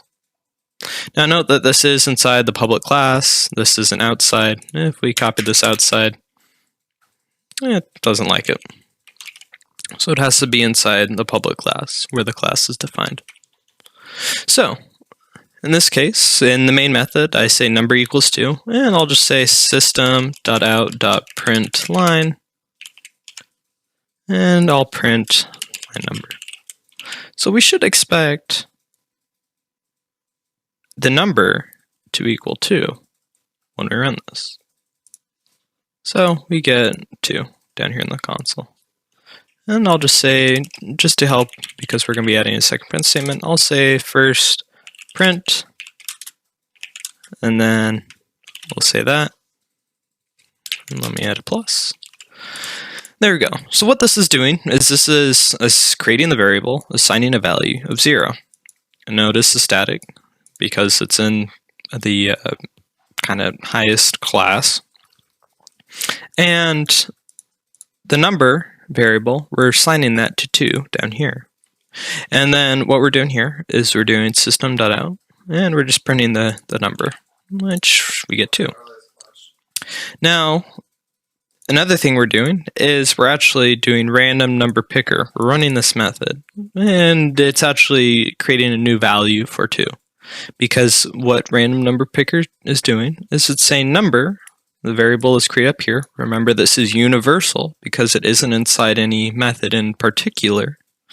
So what we're doing is we're actually saying, okay, number, I want to take the number, which is used up here, and I want to assign it a value between 0 and 4. Because remember, math.random generates between the value of 0 and 0.99999, but not 1. So we'll get everything between 0 and 4. So let's print what our random number is going to be, what our number is going to be now that it is randomized down here. So we'll say random number, and we'll just do plus number. Save that code, and then run it. So what we see first is we get our number, which is number 2, because it runs the main method first. Remember, the main method always gets run first. Moving down, it says, okay, we come to number, which is equal to 2. So it assigns 2 to number. And then what we do is we take that and we print it, which we get 2 down here. Then next, it does a little bit of skipping around. So far we've ran down through the main method, but then it takes random number picker and it says, hey, wait a minute, that's a method. We need to go find the method that corresponds to this. So what it does is it goes here and it skips below this line and skips the rest of the main method, and it comes down to where we defined our method down here. So what this does is then it opens up this method and it says, okay, we want to assign number, the math.random times 5, cast it to an int type, and then now we have number, which is now updated, and then we go back up here. Since we're completed with this method here, we're finished here with this line of code up here in the main. So then we run the next line of code in the main, which is the end of the main, and that prints a random number. So just ran this a couple times. Looking at the result down here, it's going to print 2 for the first print, and then it's going to print the random number as we see down there, all the way from 0 up to 4. Alrighty. So let's look at passing in parameters to methods in Java, because in many cases you will be passing in a parameter to a method in Java. So let's get rid of this. We'll take our number that we had up here, and let's take this variable that we had up here, our number variable, and we'll bring it back inside the main method. So notice it's back in here, and it says a legal modifier for parameter number, only final is permitted. So what we need to do is get rid of this, the static. It's inside of a method, we don't need the static. So we're saying number is equal to 0. Now let's say we want a high range that we want our number picker to pick. So it can pick between 0 and X value. So what we can do is we can say, all right, I want to pick a random number between 0 and like 50 or whatever value that we assign. So what we can do is we can take number and this random number picker, and we're going to pass in an int variable, and we'll just call this high range. So this will be like the higher end of the range. So whenever we pass in a parameter, we got to specify the data type of what we're passing in. That was very particular once again. And then the name of the variable that will be used in here. So what we can do is we can specify an int, and we can just say, we'll just say upper limit.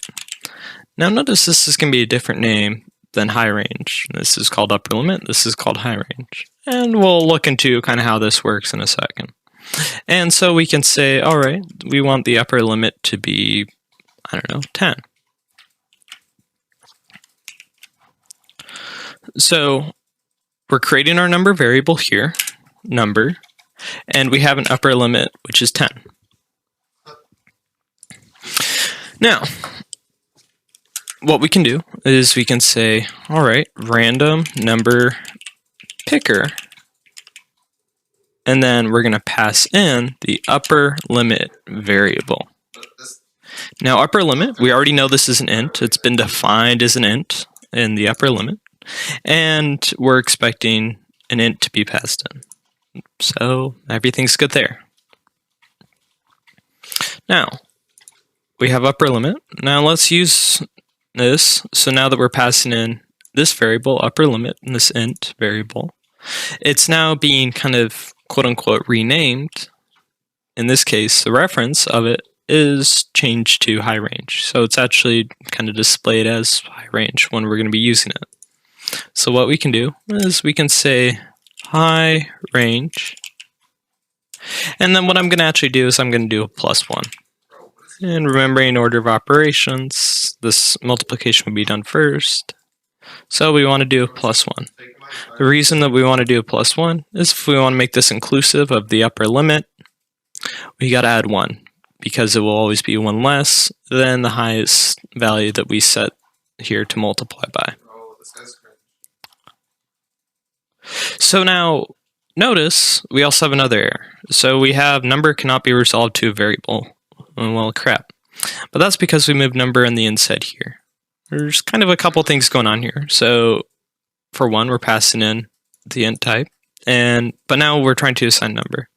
So let's do something different. So remember how we talked earlier about how the main returns void. It doesn't return anything. It's empty. And this method, we said it returns void. Now let's return an int variable, or an int data type. And let's remove this here. Now what we can do is we can replace that assignment right there, assigning the number, whatever we generate here. We can say, hey, let's return what we have here. Return is basically a command that says, hey, I'm going to return this and send it to the output, which sends it back to the output here. So what we can do is, now that we have an output and we're returning an int type as specified here, we're returning an int type, we can say number equals the random number picker, and then we're passing in the upper limit parameter. So let's just break this down just one more time, just working through it. So when the code starts, we start at the main method, we go through, we create the int number variable, and then we create the upper limit variable as well. These both have values assigned to them, 0 and 10, and they're both int data types. The next thing we do, we say, hey, we want to assign number, which is an int. Remember, that's an int. And we're going to call the random number picker method. And we're going to pass in the upper limit, which is an int. Now remember, this method that we have down here is requesting an int to be passed in.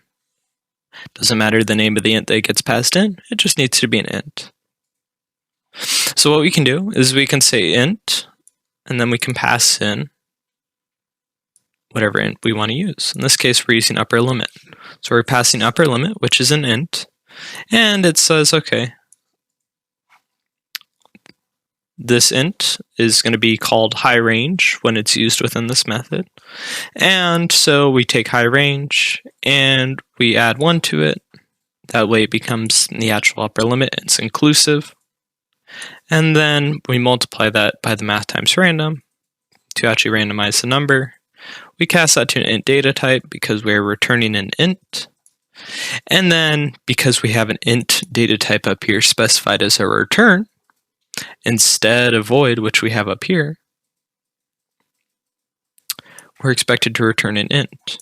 And using the return command, we return the int data type, which is the casted value of this double to an int.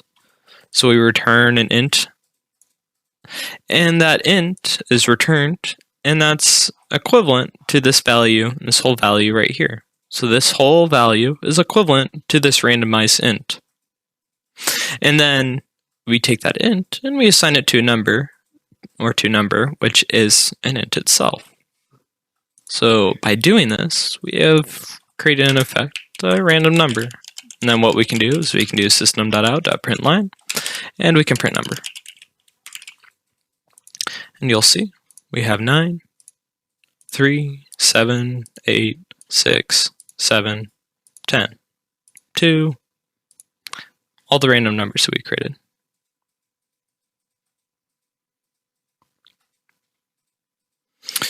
Alrighty. Now let's look at passing in multiple parameters. So let's say you want to pass in a lower limit.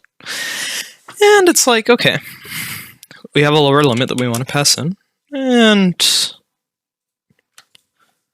we'll just call this variable much the same how we called the first one upper limit. We'll call this one lower limit. And we'll just say we want this to be 2. Now, if we want to use multiple parameters in this, we'll have to do a few extra things. We'll just get rid of this. We're going to be modifying this in a second. So if we want to pass in upper limit and lower limit, we put it here in this parameter section right here in the method. Instead, we specify the data type like what we had, and we'll type in I'll call this low range. Notice this is different than the lower limit. And I'll put in a comma. Remember, it's a comma, not a semicolon. Sometimes you use commas for stuff, sometimes you use semicolons. In this case, we'll be using a comma. So I'm passing in an int of low range and an int of high range. And then working with this, we'll say, okay, it's going to get a little bit more complex here, but I'll try and explain this the best I can. So, we also remember we're still keeping this int data type. We need to return an int. So we'll return the math.random times the high range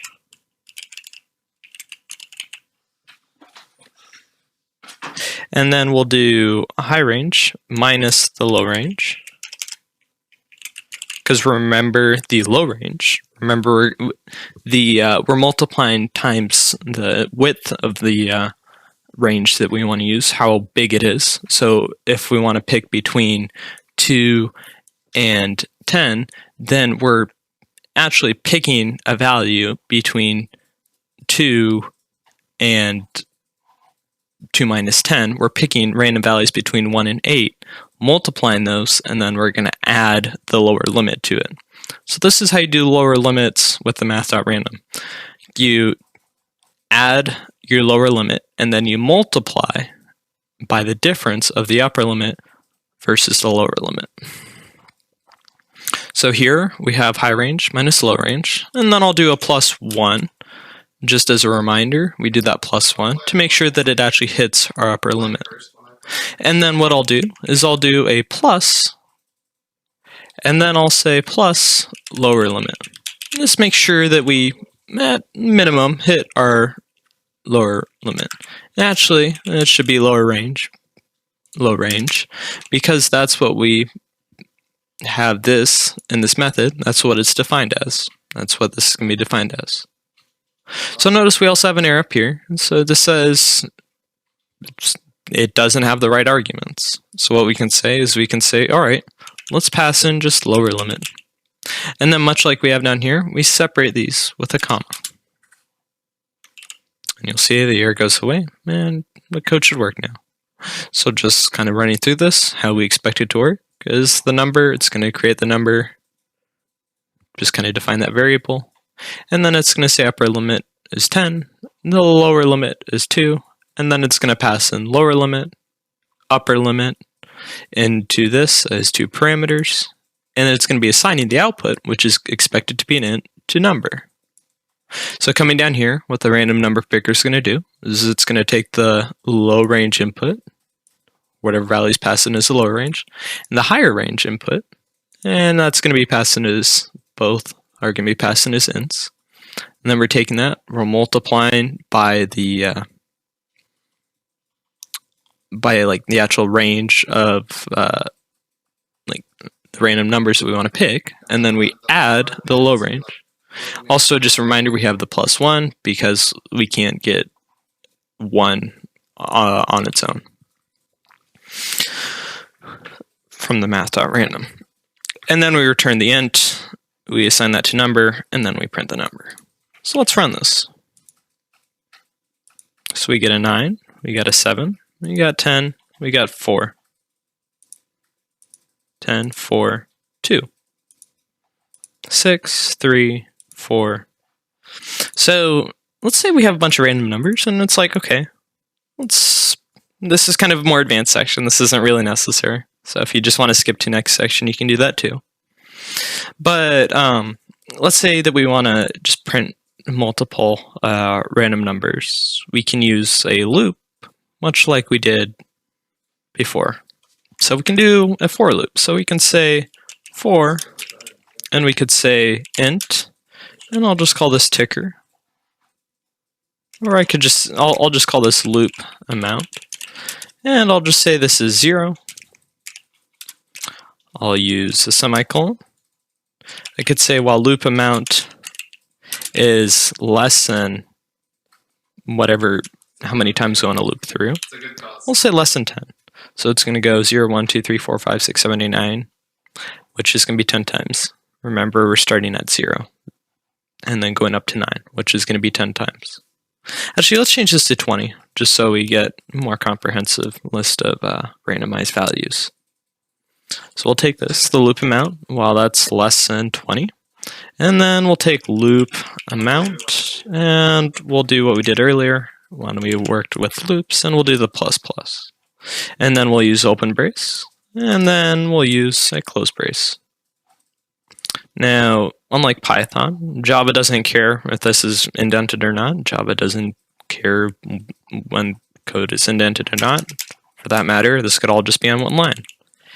It looks cursed, and for sake of readability of your code, we'll just tap that in.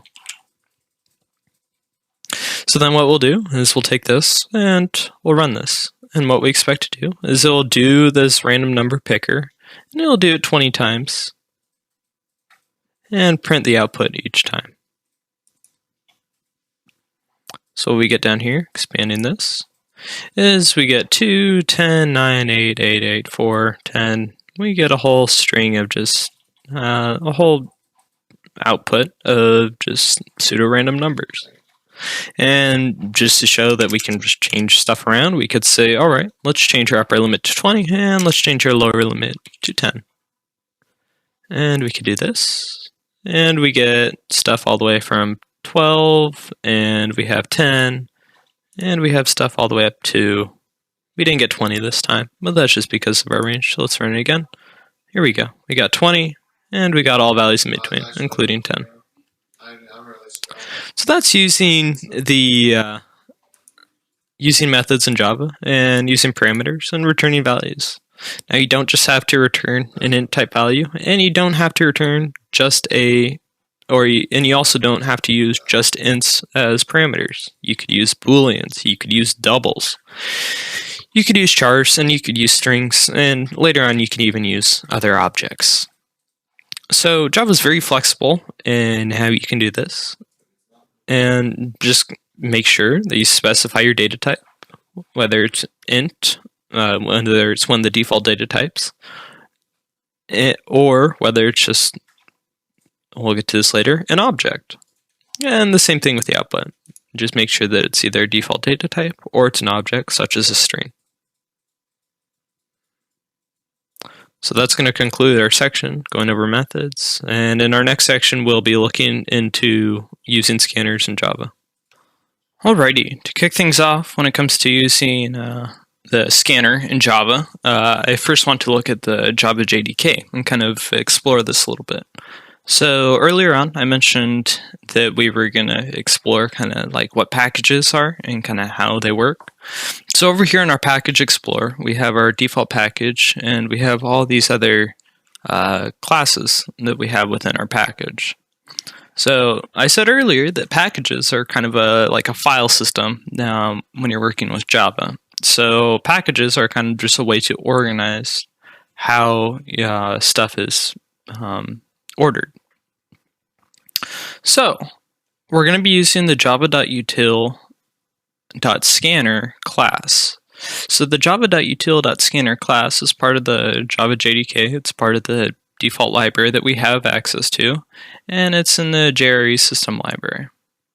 So what we can actually do is we can actually go look at this class, and we can actually look at what we're using. We'll also take a look at math.random, because we also do have access to the math.random class, which is part of the same java.util.math. So what we'll do is we'll expand the JRE system library, and we have all these jar files. So these are just a lot of stuff that we can use in Java, and you can expand these out, and you see there's a bunch of packages within these. And you expand these packages out, and you get all this stuff. The one that we're mostly concerned at, and where most things are within Java, is actually in the java.base. So the java.base, it's the base, it's the floor, it's where everything is. It's the foundation for basically Java and the default library. So looking at java.base, we can expand this open, and what we have is we have all these packages. Remember, packages are kind of like files in Java, so they kind of like nest stuff inside of them. And what we can see is we have java.java.java. Whatever. So we have java.lang, we have a java.neo, we have java.time, and down here we have java.util. And this one, a lot of these are used for a lot of stuff. Like you might use time for a lot of things related to, I don't know, let's say time. That's what I'd assume it's used for. I haven't used it a huge amount. You have java.util.zip, probably for zipping stuff into zip files. I don't really know. There's so many here, as you can see. You can scroll down quite a ways. You probably won't be using a lot of them in your time working with Java. But one you will work with a lot is the java.util. So we have all these. So java.util, and then we can expand this out, and we have all these classes, these dot class. So these are all a bunch of just the classes we have access to. There's not quite a few here, but not as many as you might think. But we use a lot of these, and these are humongous classes on their own. So one we have access to is the scanner. So the scanner is simply how you take the user's keyboard input and you use that to actually use in your code. So you can take whatever your user might type in on their keyboard, and you can use that to actually control your program or type in an input. So what we can look for is we can look for the scanner. So we see right here, we have the scanner.class, and you can expand this out and you see there's a bunch of stuff. These classes are huge, like I said, but there's going to be some stuff we are going to be using in here. Most notably, we'll be bringing in the scanner, but we'll be finding dot next, where is it, line. We'll be using that, and you can, of course, if you want, you can open this up, and this is a huge, I don't even know how many lines of code, let's see, 3,000 lines of code for the scanner class, which simply just takes your keyboard input. It's a lot of code to do, take your keyboard input, but Java handles it for you because it's something that everyone uses a lot, and it's pretty much universal. That's what these are for. Now we should also have math, which actually math might be in another package, java.util.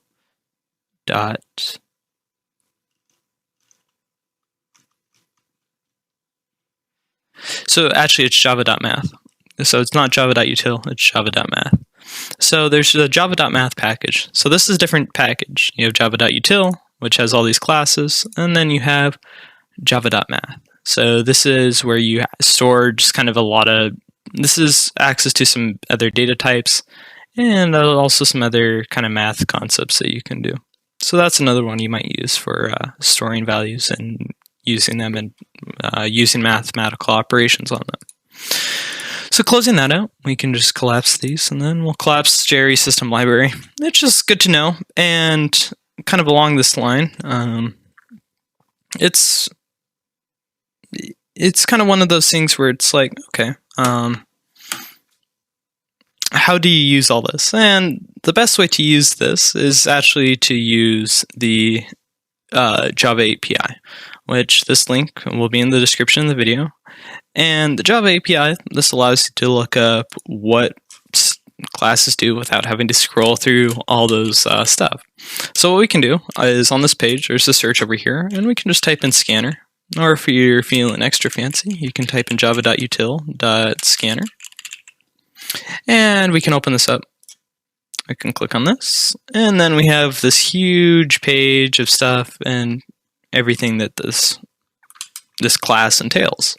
So what we can do is if we want to search for something in specific, we'll search, for instance, I already searched this earlier, but we can search system.in.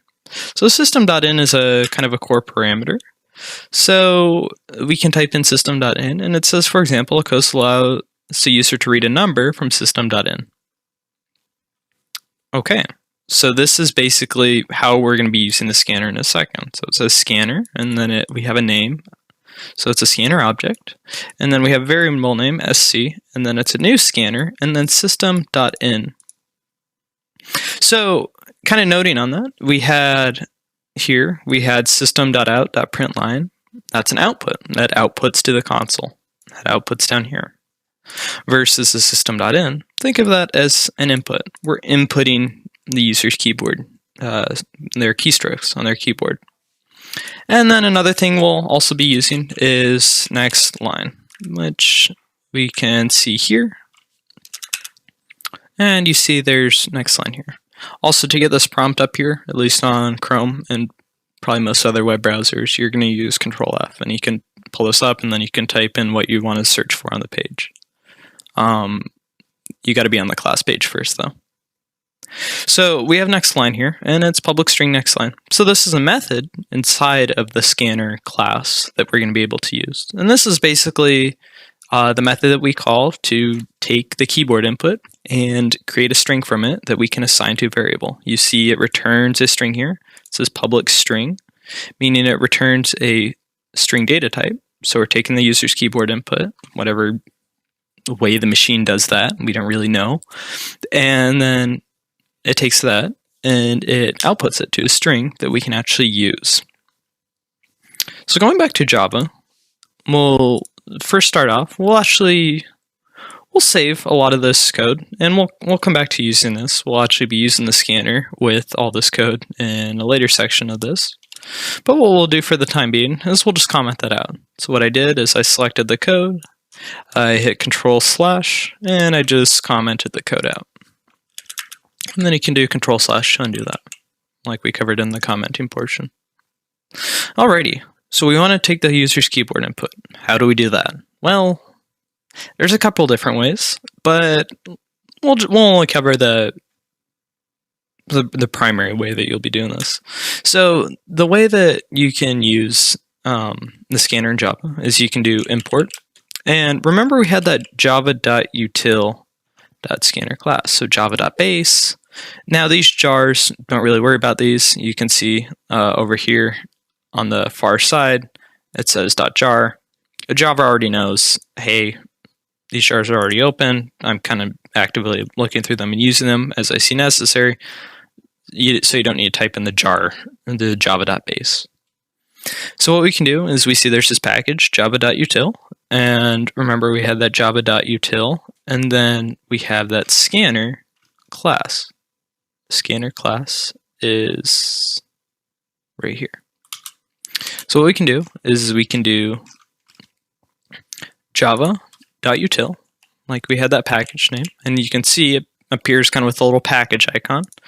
And then if we double click on that, we see something interesting happens.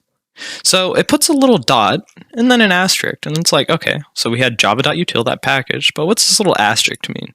Well, the asterisk means let's import everything from this package. So we have this package over here, we have java.util, and it takes everything from here and imports it all. And it's like, okay, that's fine and all. Like, we have what we want. We have the scanner class, but we also have all this other stuff here. We just have a lot of stuff that we really just don't need. So what we can do is we can actually take away this modifier. This modifier basically means everything inside this package, import it. And we can get rid of that and we can replace it with scanner.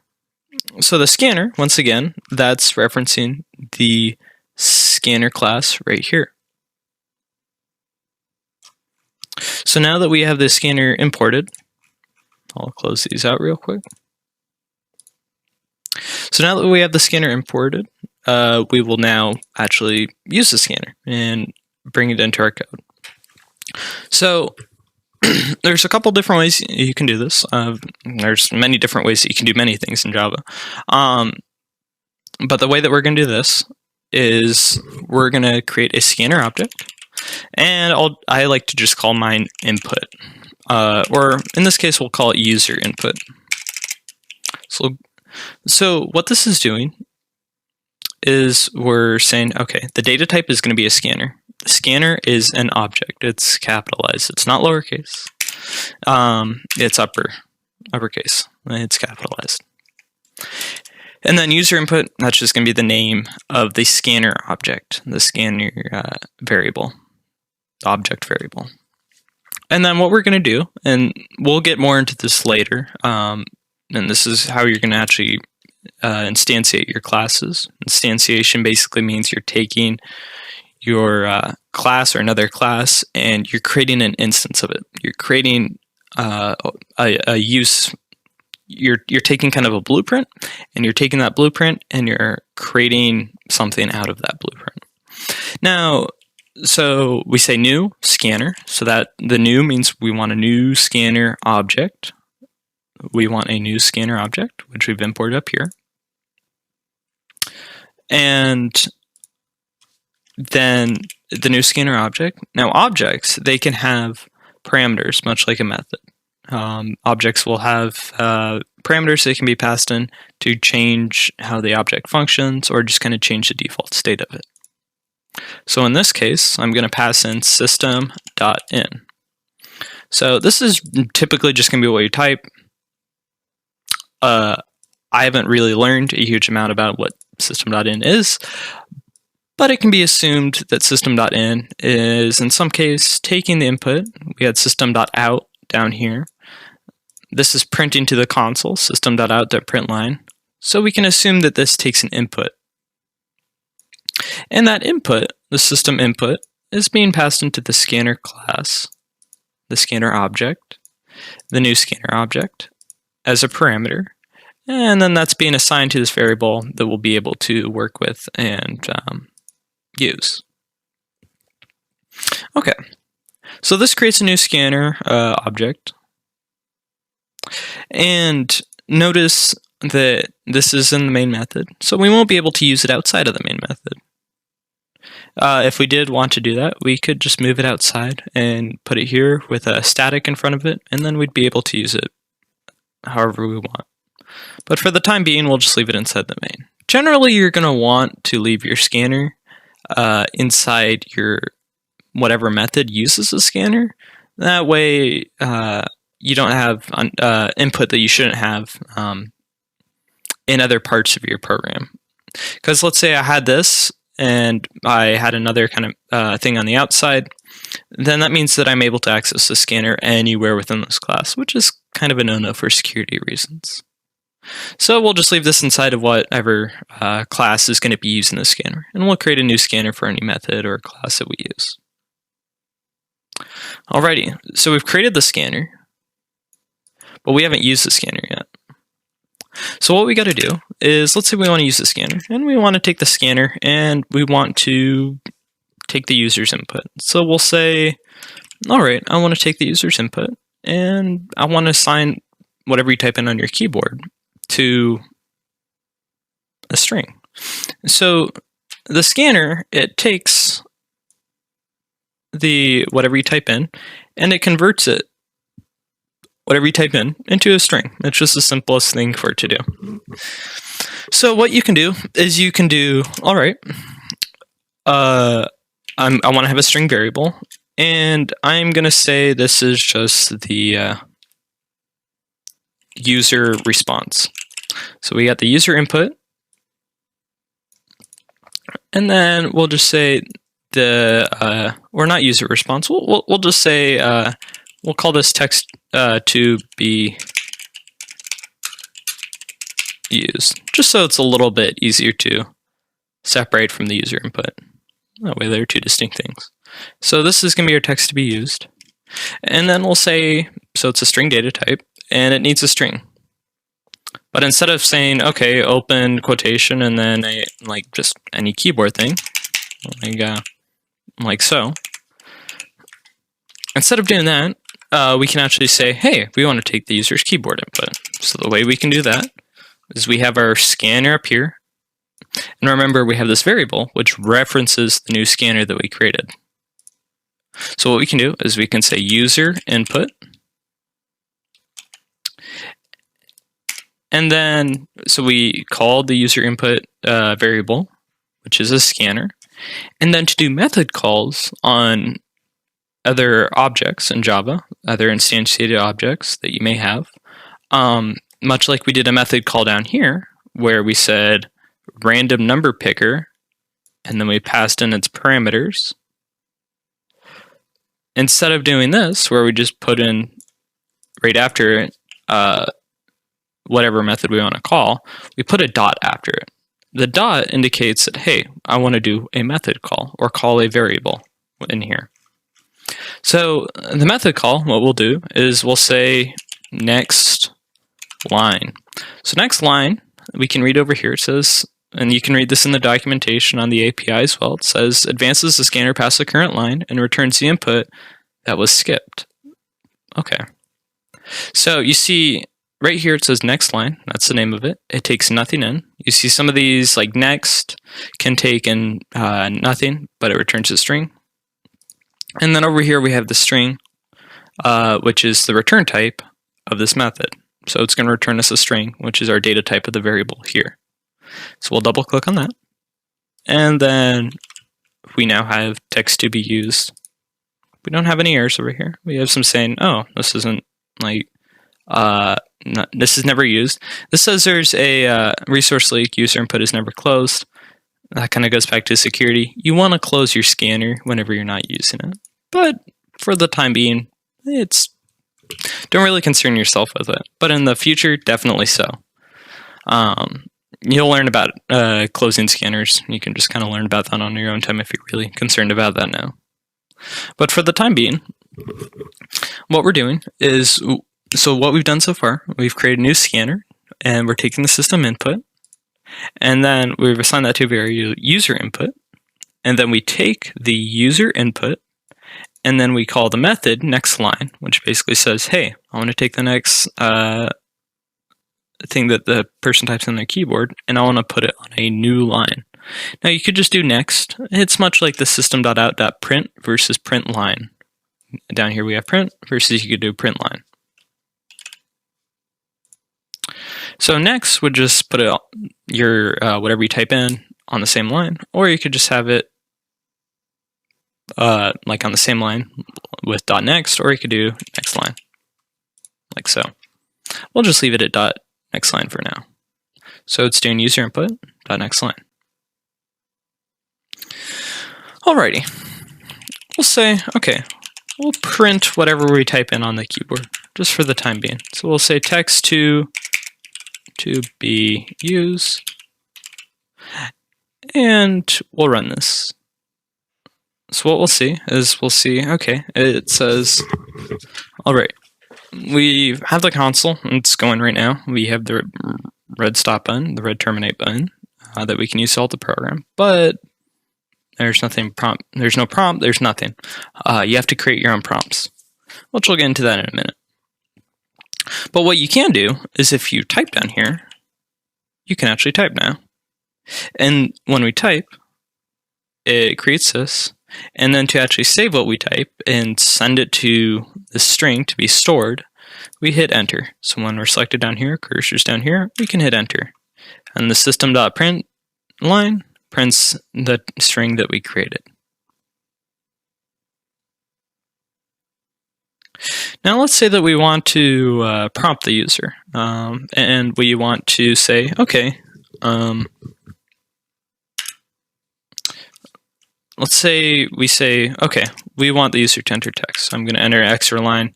This is typically just going to be at the top of your method that you have, whichever uses this. So normally it's good just to leave this at the top, and then wherever you use it, just kind of, I like to separate it out. It's not coding convention, that's just personal preference. So what we can say is we can say system.out.print line. This will give us a new line. And then what we can say is we can say, okay, give an input. Yeah, we'll just say give an input. And we'll leave this blank after this. And we'll have to tweak this a little bit, as we'll see in a second. So what we'll see is it says give an input. And it's like, okay, we give an input. Now notice my cursor was selected right here, and it's selected right here right now, but if I keep typing, it goes on the next line. It's like, okay, we want that on the same line, but we could just hit enter for the time being. It's like, huh. So we see here, we tried selecting on this, and it put it on the next line. It's like, what if we want it on the same line? Well, if we remember back to how the print line statement works, it creates a line, so it types stuff out on the line, and then it creates a new line after it. Note that it's afterwards. So it's basically creating a new line afterwards. So this next line of code where we take the user input is being put on the line afterwards, because this is basically hitting enter on your keyboard when you're done, and anything you type in is just going to be automatically put on the next line. So what we can do if we want it on the same line is we can just say print system.out.print. This is kind of one of those cases where you might actually use .print instead of .print line. So what we can do, it says give an input, and you'll see this time it's on the first line that we have here in the console. So we printed it here, or so we enter it here on this line, and then we can hit enter, and then the print line. Notice it's a print line, but it doesn't create the next line afterwards. But you'll see here, this dot next line, this is the same thing as a print line, where it creates a new line after it for any new stuff printed to console to go. So if we wanted this all, let's say, on the same line, we could just say dot next instead. And we could just say that. And in this case, it actually did print to next line.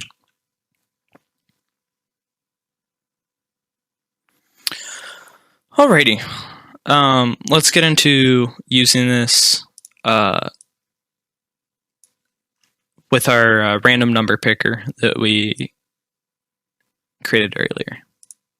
So I'm going to leave a lot of this up here, and we're just going to do, we're just going to tweak this a little bit down here.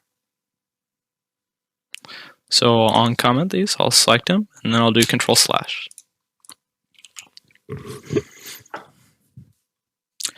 And so we have given input. We'll just say, let's see which one of these we want to tweak. We'll say, all right, we'll set the lower limit to 0 for the time being. And we'll say, let's give an upper limit.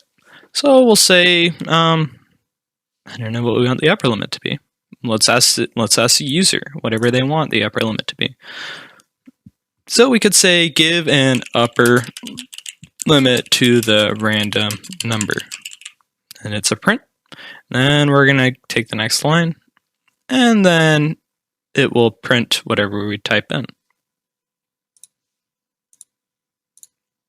So we could say 1, 2, 3, and it will print 1, 2, 3, and then it'll do all the stuff that we already did down here. Alrighty. So let's go ahead and make it so that the upper limit is going to be what we typed in up here. Now, a tricky thing is we look at this and we're like, oh crap, this is a string data type. This is text to be used, and we're wanting user input dot next line, and it's a string, and it's like, this is an int. These don't work, and they don't just, you can't just cast, like you can't just say, oh, I want int upper limit, I'll just call this int, for instance. I can't just say int, and then text to be used, much like we would cast a double. I can't do that. And the reason is because the string is simply, it's an object, and there's not a great way, unless you manually code this, to say that the string is just going to cast directly to an int. So what we can do with this is we can use the integer class, which has a nice little method that we can actually parse it, the input, which could be a string, to a int. So the integer class is another kind of one of those native classes to Java. So integer is a class, as we can see here. This is different than an int. Int is different than an integer. So different than an int right here. The distinction needs to be made. But what we can do is we can do integer, and then we can do dot parse int. And we'll see this first option here, it says parse int, and we pass in a string. You see in these parentheses here, pass in a string s, and we get a return type of an int. It says, and if we look over here, it says parses a string argument as a signed decimal integer. Parsing basically says, I'm going to take this and I'm going to work through it, and I'm going to convert each kind of chunk of it to a different kind of value or data type. So what we can do is we can say, all right, dot parseInt, much like we did dot next line for the scanner class. So we can do integer dot parseInt, and then we can pass in text to be used. And you'll see our error over here, it's gray. We just need to hit Control S, and it goes away. Now, we have an upper limit. And I'll just get rid of this text to be used. Actually, I'll just comment it out because it's a nice testing line of code. But what we can do is we can say, all right, upper limit int, that's an int type. You can now pass that into here. Versus before, if we just passed in text to be used, there would be a type mismatch. You'd be trying to pass in a string type of text to be used into an int, and you'd get an error. So what we'll do is we will take this, and now we're assigning that to upper limit, and we can run this. And then assigning this, so it's like, okay, give an upper limit to the random number. Let's say 5. And we get 5, we put 5 in, and we get 5, 3, 3, 0, 0, 2, yeah, etc. And cool, it assigned our upper limit to what we wanted. We could run this again, just click the green button again, and it'll restart our whole program. And we could do like I don't know, 100 for instance. And we get a lot of stuff between 100, all the way from like 8 to 72, or 98 is the highest we got, it looks like. But we got a lot of stuff. Now, a thing to note, this integer parse int text to be used.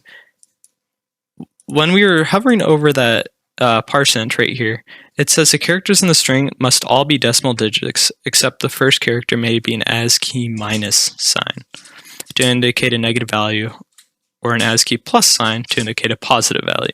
What does this mean? This means that this strictly takes in numbers and the plus or minus sign on your keyboard. It does not work well with any alphanumerical, like with every other alphanumerical value. Meaning that, yeah, we're passing in a string here, and we can take anything from the keyboard input when we use the scanner. We can take anything from the keyboard input. But the issue is if we aren't careful and we mistype, then we will throw an error, which we can run this. And if I type in, let's say I type in A, or I'll type in like A, B, C, D, and then 1, 2, 3, 4.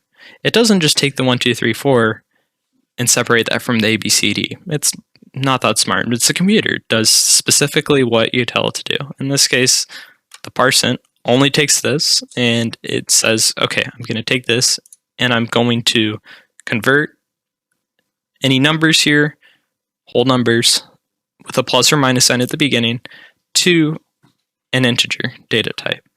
And if there's anything else that's out of the ordinary, it throws an error, much like we see here. Exception thread main, number format exception for input string. We inputted a string, and it threw an error, which you can see integer.parseInt, and it shows us where exactly in the class, the integer class, that it threw that error. So, yeah. The way that you prevent this, it takes quite a bit more code. The way that you double check it, the way that you could fix this is you could say, you could ask the user, I won't demonstrate this, but you could ask the user, hey, we need some we need some sort of input validation here. So you could say, you could ask the user, hey, give me a upper limit for the random number, as we have here, give an upper limit for the random number. And then we could have a while loop, and while that is, while it's all just like a number, you could do some kind of fancy stuff, and you could say, like, while every chunk of it, you could go through every little character in the string, and you could say whether it's 0 through 9, or in a plus or minus sign, then you're good to go, and you can move it along.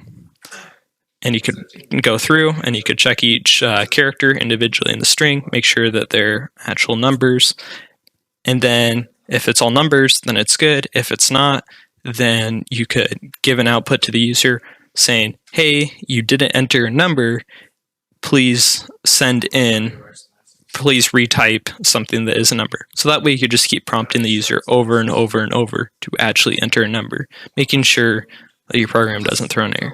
So that's like if you have a big program and you're going through lots of steps, and it'd suck if you had an error in the middle of your program after you went through a bunch of prompts and it threw an error saying, this is an invalid data type. It's like, crap. So you could just prompt the user over and over. It takes it takes a couple lines of code, probably about 7 or 8 lines of code, but you can do it.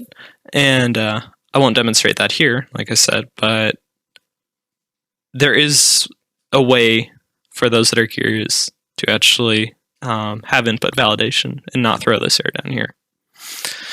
So anyhow, that wraps up just kind of the section on scanner. Coming up, I think we'll be looking into multi-class structures, which we already took a peek at with the JRE system library. We'll take a look at multiple classes, how to use multiple classes, and how they work within Java. But this is all that just kind of covers the scanner here, and we'll move into multi-classes next. So when working with multiple classes in Java, there's a couple important things to keep in mind. Classes work very much so in a hierarchical structure, meaning that you'll kind of start with your main class, and then you'll have other classes you'll import as well. So in this case, we imported the java.util.scanner, but then the java.util scanner, that also has parent classes to itself, or classes that it inherits. So if we look at the scanner.class real quick, you can see it imports all stuff. Java.io, Java.math, it imports a lot. So you can see it goes all these subclasses here of the scanner class, and then the Java example that we have here imports the scanner, which has all of its Java classes. So classes work very much so in a hierarchical structure, feeding up into your main method. Now, to start off, we'll just kind of get rid of this, and we'll clear this out. And what we're going to do is we're going to create a new class. So what you can do is you can come over here, you can click on your default package, have this selected, you can go up here, you can do new class, or you can do what I like to do, right click on the default package, and then come down to class, under the new tab, come down to class, and then enter the name of what you want your class to be. In this case, we'll just call it an animal class. And there's the option here that we talked about earlier to create the public static void main. We're actually going to leave this unchecked. Make sure this is unchecked because we already have one main class or main method, so we don't need to create a new main method. We don't have a need for one. So then we'll click finish. And what we'll kind of see, just kind of comparing these two, is the public class animal. This is very empty. It's just, there's not much to it. There's no methods, nothing it gives us right off the bat. It's empty. But if we go here to Java example, we have this public static void main method. And that was that little box we checked. So we have a main method here, and we're able to type in here. But in animal, we very much so have to build this from the ground up. So how do we do that? Well, you can go around this kind of a couple different ways, and the process varies. But what you typically start with is you start just kind of with, okay, what variables do I want to create? Well, I'll have a string that will be animal type, and I'll just say this is just a dog. And then I could have an int, I could have age, and I could just have this be 6. And then I could also just say, hey, let's just have another thing too. Let's have name. And then we'll just call it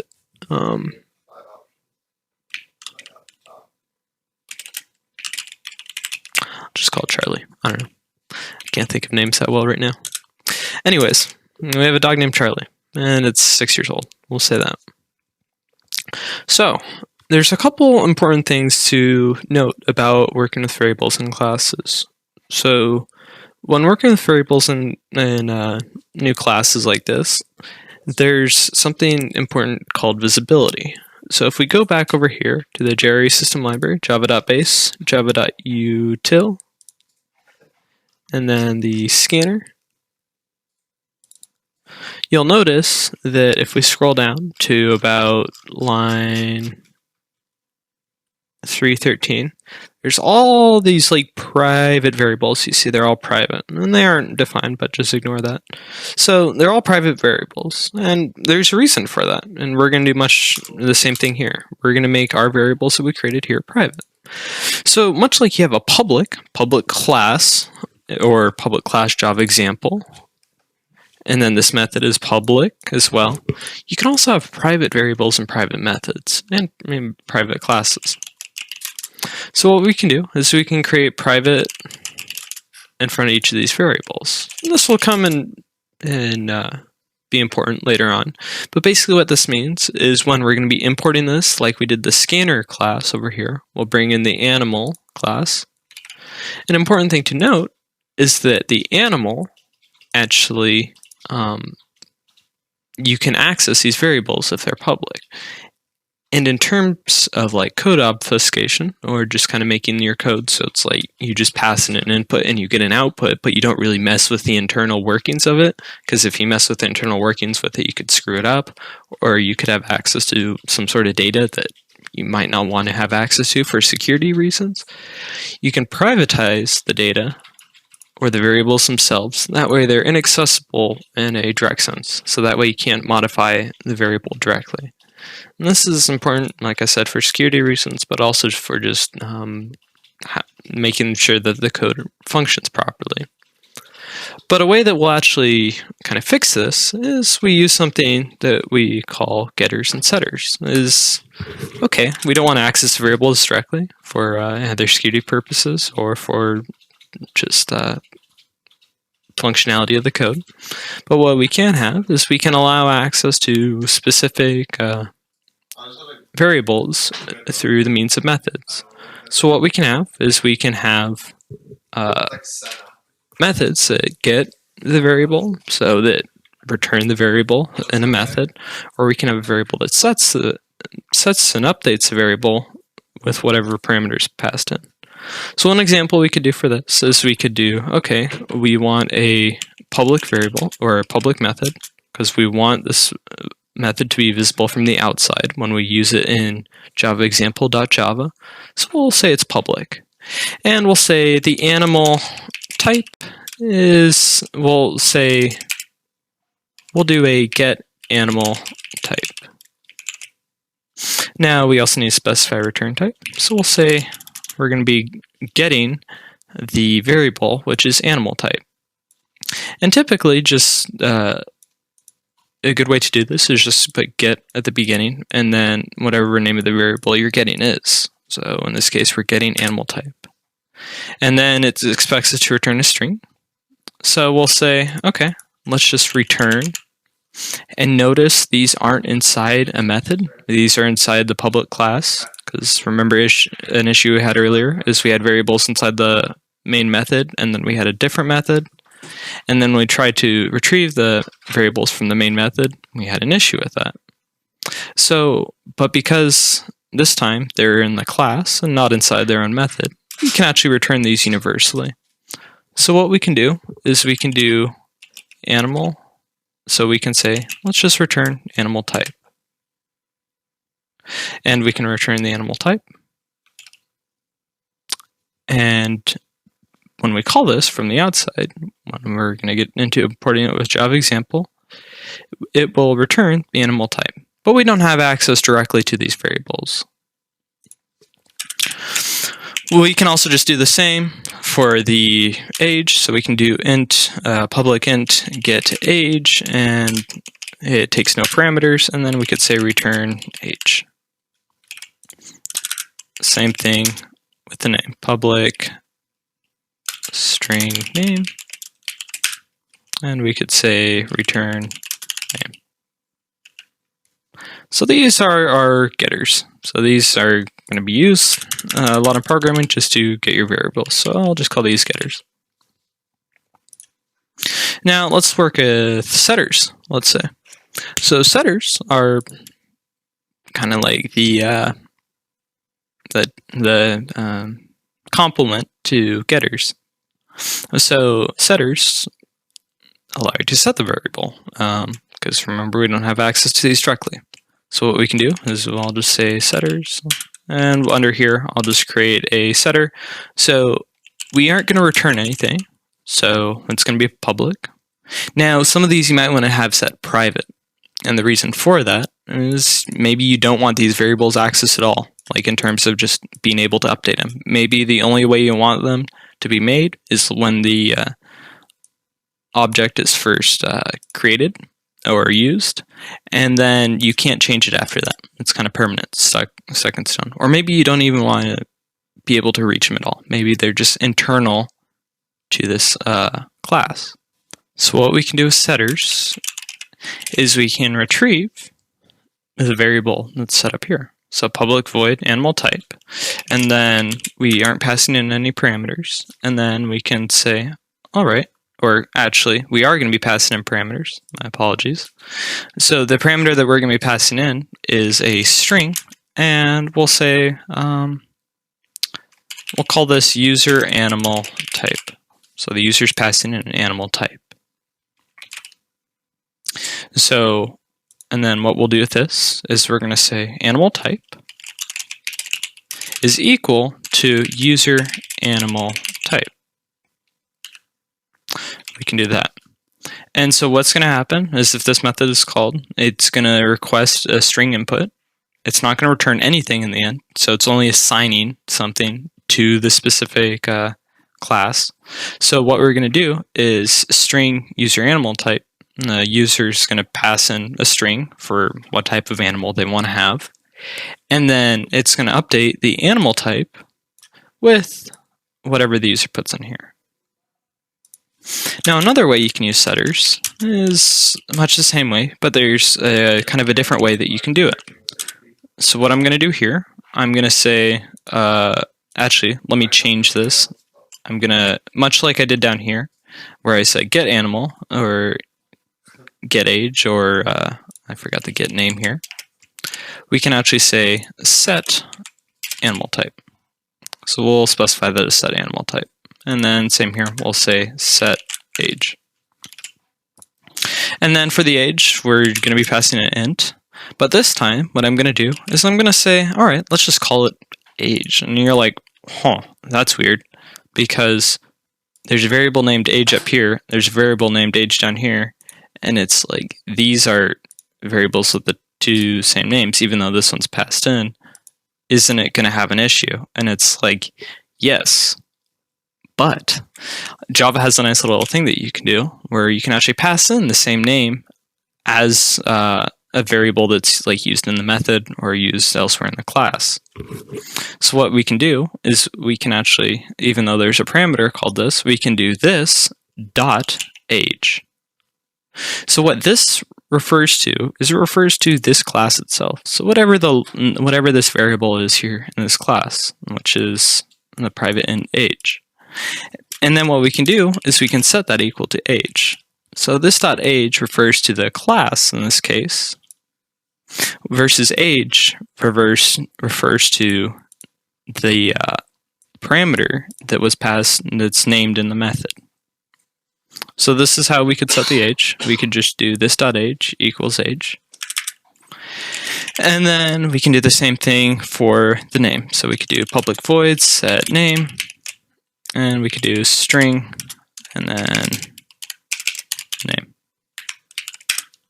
And then we can do this dot name equals name. And now we have all of our setters and getters set up for this. And if, let's say you want to disable one of these from just like the user being able to use them just like quickly, just to test things out, whatever you want to do, you can just select this and then control / and you can comment one of these setters out. Okay.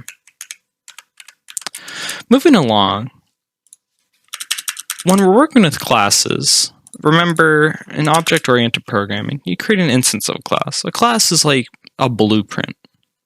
So, meaning when we created, let's say, the scanner class, or created an object of the scanner, what we basically did is we took the class, which is a blueprint, and then we instantiated it, and it's an instance object.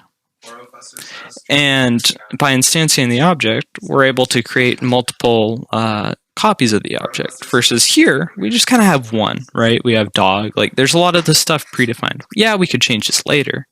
But what if we could create some, like, just kind of a blank template, and then when you create it, you specify some parameters for what you want it to be.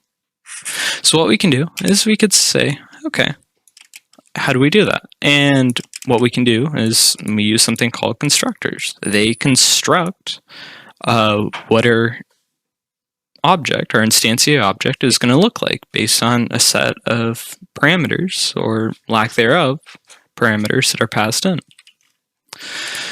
So moving along, what we can do is we can use these constructors, which basically construct the instantiate object for us. And the simple way that we do this is we actually do public, and then we do animal, or actually we need to specify the return type, public void animal. So when we do this, what we get is we're saying, okay, we aren't returning anything. But the thing that's important to note is the animal method, this method, is named the same as the class. So the way that constructors work, we'll call this a default constructor. The way that constructors work is they have to be named, their method, it's named the same exact thing as the method or as a class name. And another thing too, that I should note, that I forgot to specify, is actually you don't specify a return type when you're working with constructors. Constructors, you just say public, and then the name of the method. So what we can do is we can say, all right, I removed the assignments up here earlier where we assigned this to a dog, and then I assigned it the age 6, and then I assigned it the name of Charlie. I removed that up here, so these are now null values. They don't have anything assigned to them. So what we can do with the default constructor is we can say, hey, all right, we'll have kind of a blank, we can create a blank slate, something that can be worked on. So what we can do is we can say, all right, let's have the animal type equal to, let's say, no type, because we didn't pass in a type as a parameter up here. And then we'll have age, and we could just have age equal to 0. And then we could have name, which we can put equal to no name. So this basically, when we instantiate this, when we create a new instance object, an instance of this class, when we create a new instance of this class, it's going to assign these values to these variables just right off the bat. Now that's with no parameters passed in, and this is called a default constructor. It's the default option. If you have no parameters, it's the default. Now you could also do a constructor where you specify variables. So what you can do is you can do something called a parameterized constructor. Parameterized. Gotta make sure I spell it right. Alrighty, so what we can do is we'll do much the same. We'll do public animal, but this time it will specify some variables that we want to pass them. So in this case, we could just say, hey, I want to pass in the animal name and the animal type. So I could do animal name, and much like with multiple parameters like we discussed earlier with methods, to have multiple parameters here, you put in a comma after the variable name and data type, and you can type in your other thing that you want to pass in, which in this case will be name. And then we can do this dot animal type equals animal type. Should be animal type. I meant to put type there. And then this dot name equals name. So what this is going to do is that this refers to the actual variable that the class itself has, and then the other animal type refers to the animal type that's being passed in as a parameter to this method. And then there's a similar thing going on in here with name, where this dot name refers to the name variable in the class versus just a regular name refers to the passed in parameter and the constructor. Now, you may be wondering when we're going to be creating these, which we'll get to that in a few minutes. When we're creating these and instancing them, how do we distinguish between them? Well, the way we do this is depending on how many parameters we pass in. So if we pass in no parameter, then it's going to choose this one. If we pass in a string and another string, then we're going to get this one. And then let's say we have another one, and I'll copy this just for sake of efficiency, I could also, for instance, specify int age, and then I can just say this dot age equals age. Now what this will do is, let's say we pass in just 2 strings, then I'll know, okay, we want this constructor, we want this parameterized constructor. And if we pass in 3 variables, 2 of which are strings on either side, in this order right here, so you'd pass in a string, an int, and then a string, then we'll say, hey, I want this constructor. So this is the default one, if you pass in no parameters, and it's really good to have a default one. Default ones are typically what you're going to be using. That way you just kind of freshly create something. But a lot of times you may also just want to use a parameterized constructor. You may want something explicitly specified when you create or instance a class. So moving along, we'll start working on actually implementing these into our Java example.java class. So we're here at the Java example class, and we want to actually bring in the animal class that we created over here.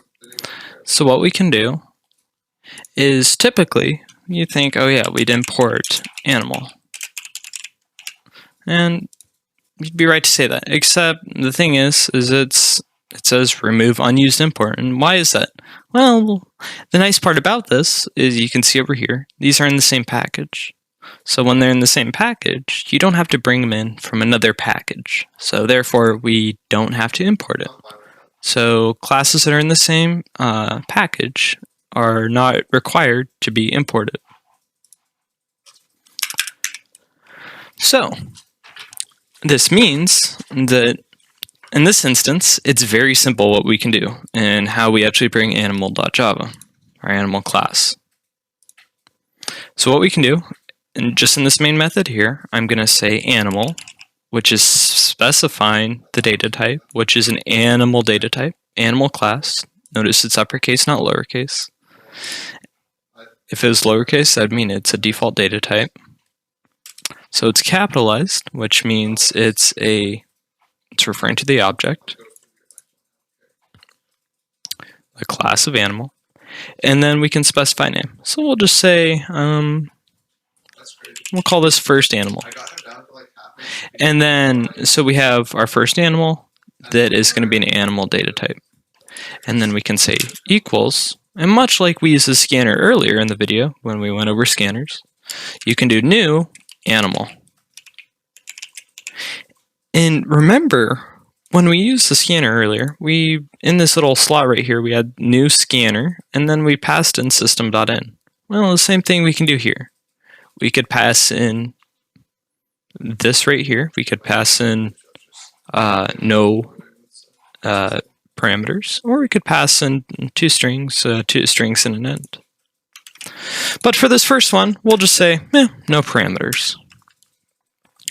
Now what we can do is, we have this now. It's like, okay, cool. Now what do we do with it?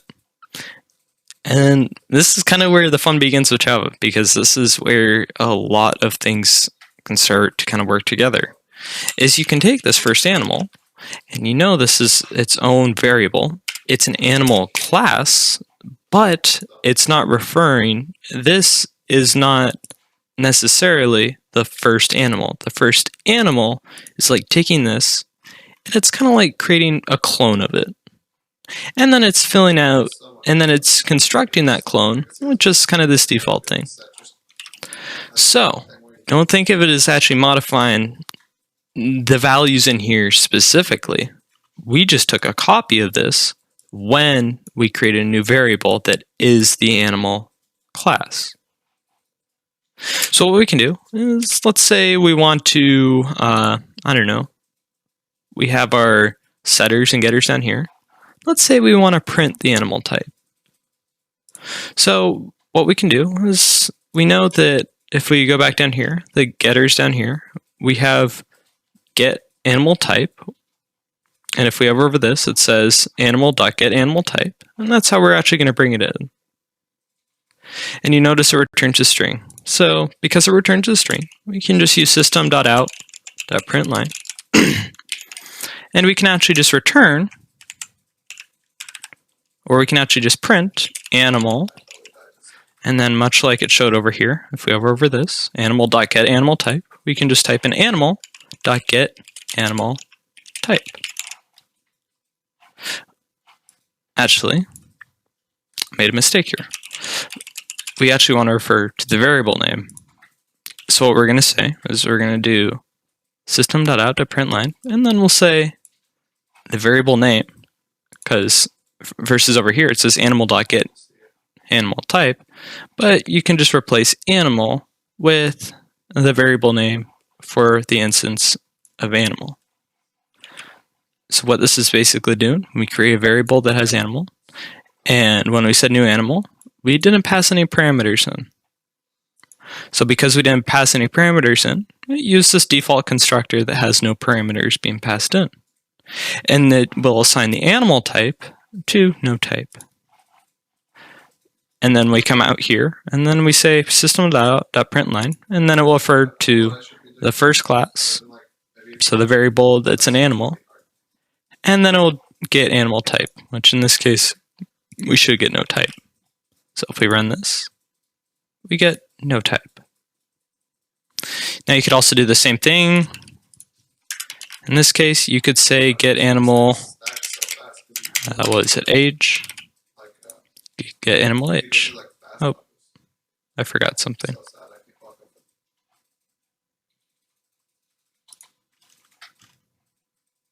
Or just get age. Sorry. So we could have just get age. And the age is 0, the default that we specified up here. Or we could say, all right, let's find the name. So we could just do this, and then we could just do .get, is it animal name or is it name? I can't remember. And it will say no name. Yep. So we can call these getters to actually bring in the value. Now, if we want to change the variable, now normally, let's say, normally you're going to leave these private, but let's say we left one of these public. One way that we could change these, if one of these was public, let's say age is public. One way that we could change the age, if this variable is public, if a variable up here says public instead of private, we can just do first animal dot age, and then we could say the age is equal to 1. Now the dot age refers to the int animal age if we hover the dot age. So that means that we have to pass in an int. And then we can just copy the get age from up here, and we can put it down here. And if we run this, what we'll see is the age now is 1 in the console. But we don't want to do this way for security reasons in our code, but also just for potential functionality purposes. So what we can do is we can say private, and then you'll see it throws an error. It says it's not visible. We can't even see it. Java's like, I'm looking at this. Yeah, it has access to it, but Java's like, I can't work with this. It's not visible. So what we got to do, and this is what you'll normally do, is you have to call the setter method. So what we can do is we can do first animal instead of .age, we can do .setAge, which you see it's green, full green dot, which refers to the actual method. The green dots refer to methods. And then we can do .setAge, and then we can set the age, and you see here it asks for int and then an age, and we'll just do 10. Then we can run this, and then we'll see now it's 10. But if we tried to do just .age and then set it equal to a value, it doesn't work. So by doing this, we keep our code secure, but we also allow functionality and allow us to actually change the variables themselves. Moving along, let's work with some of these other constructors we have here. So what we can do is we can just say, hey, let's create a new animal. So we'll create animal, and then we'll call a second animal. And then we could say new animal. Now let's look at one of our other constructors we have here. We can specify a string for the animal type and a string for the name. So we'll just use this one in this example, but you could also pass in an int in the middle for the age as well. So what I can do is I can say, okay, let's type in some strings that we want to pass in here. So the first one that we have over here, this is animal type. So the animal type, we'll just call this a dog, much like we did earlier. And then we need to pass in another string if we want to use the second one. And so we can pass in a variable as well. So we could pass in a string variable. So this is going to be animal name. We'll just call this second animal name. And we could just call this Charlie again. Don't forget our semicolons. And we could do second animal name.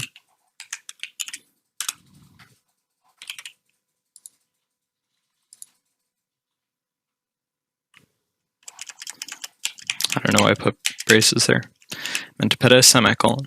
Alrighty. So now we have a semicolon. And we have this, and it's creating a new animal. So animal, new animal. So it's the animal data type. That's the data type that's going to be assigned to this variable named second animal. And then we're creating a new instance of the animal class. And then we're passing in the parameters. We passed in the parameter dog, the string dog, to specify the animal type. And then we passed in a string, a variable that refers to the string of the second animal name. Now, if we print this, what we'll see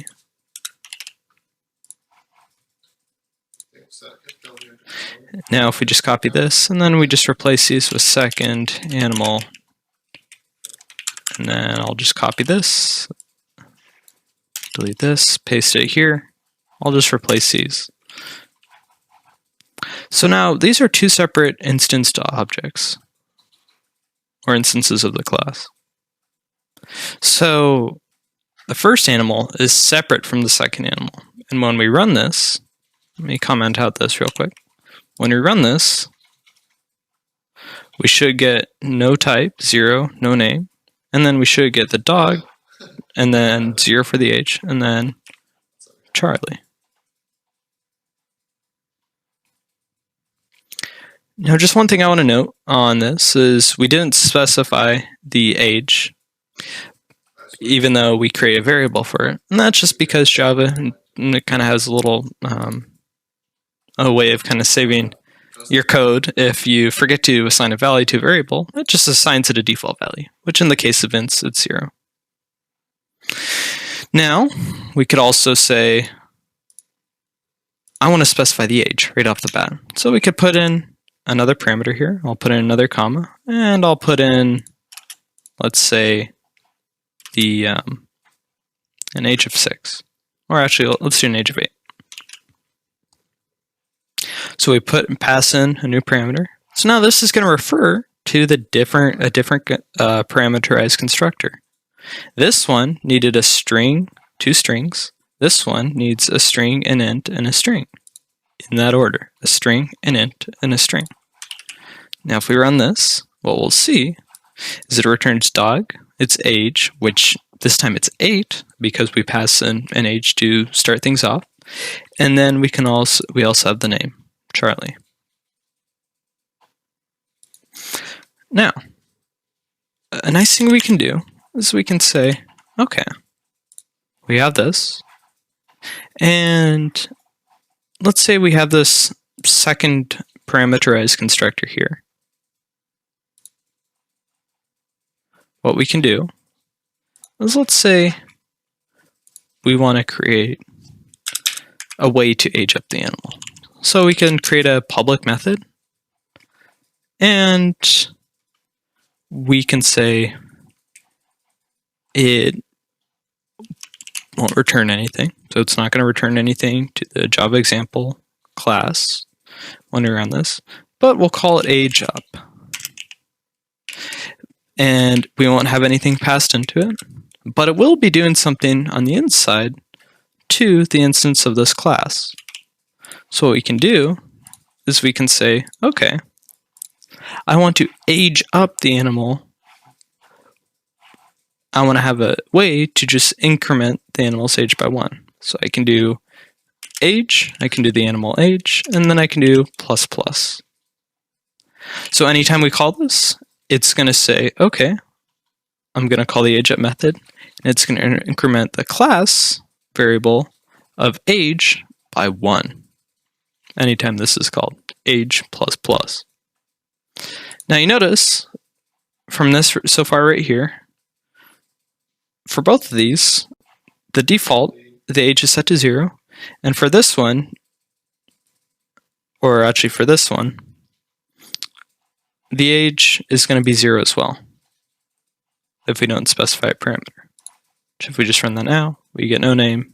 The age is 0 for both of these. Well, it's a new animal. Let's say we want to give it kind of a starting age, and we'll just say the starting age is 1. Just kind of a default starting age. So what we can do is right off the bat, inside these constructors, we can add any method that we want. For instance, in this animal, in the default of animal, I could just leave that out. You don't have to put a certain method call inside of each of these constructors. But let's say for the second one, where we just pass an animal type and animal name, we want to make the age start out as 1. So what we can do is we can do a method call of age up. And you see we have the age up.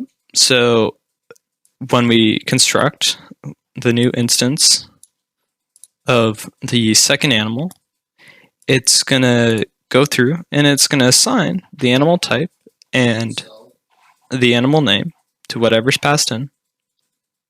And then it's going to take age. And remember age, is so far it's 0, because that's basically the same as doing this right here, just down here. So the age is going to be 0. And then we're going to age it up, and the age will be 1 right off the bat. So if we go back here, and we click run, we have the type, we have this one up here, where it didn't age it up, the default one. And then we have the one down here, where we didn't specify the age, and where the age was initially 0, but in the constructor, we called the ageUp method, which increased the age by 1 immediately. Now we could also just call ageUp up here, and we could just age up with the default constructor as well. And we have 1 for each. Now, let's say we want to have the second animal age. We'll just work with the second animal for the time being. Let's say we have the second animal, and it gets older, right? And it's like, okay, we could say, I want this animal to age up again. So what we can do is we can call this method from the outside, much the same way we called the getters, or kind of how we did the setters up here. So what we can do is we can say second animal, and then we can do dot, and then you see there's all these options here. We'll do dot age up. Age up. Doesn't take in any parameters. And we can run this, and we see it doesn't do anything. So we'll print the age of the second animal. And if we run this, you'll see the age up here is 1, and then the age down here is 2. So we could do this again, and it will age up the animal. 1, 2, 3, 4. It ages pretty fast. So that's just kind of a general overview in terms of using multiple classes in Java.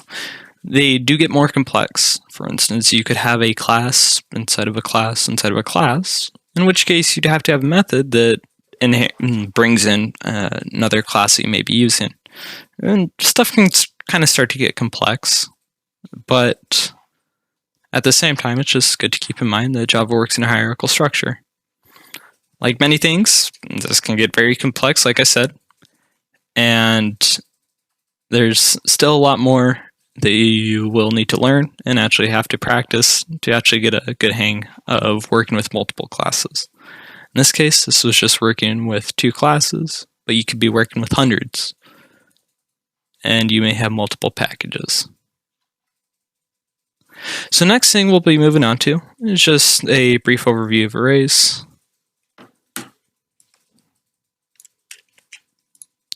So I'm just going to clear things out in the Java example, and then we'll move on to our section on arrays. So arrays are another commonly used tool in Java. Arrays are used a lot for storing a bunch of data of the same data type.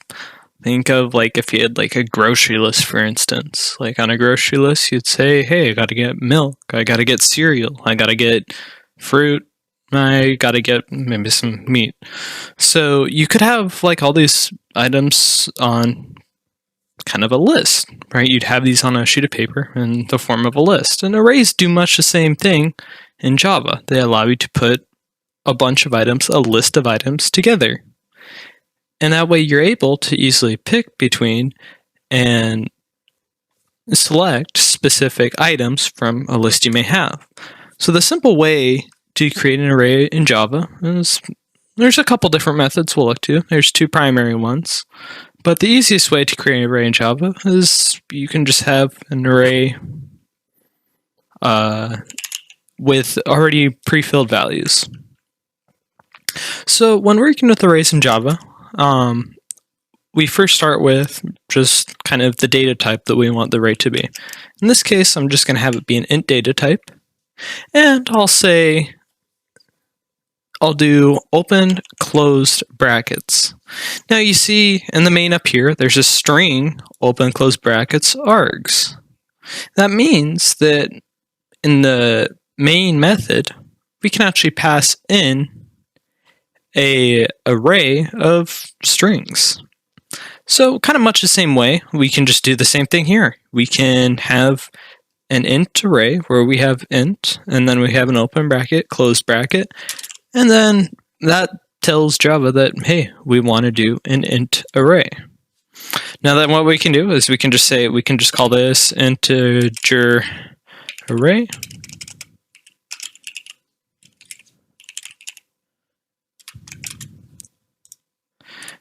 We could just have integer array, or I'll just call this int array.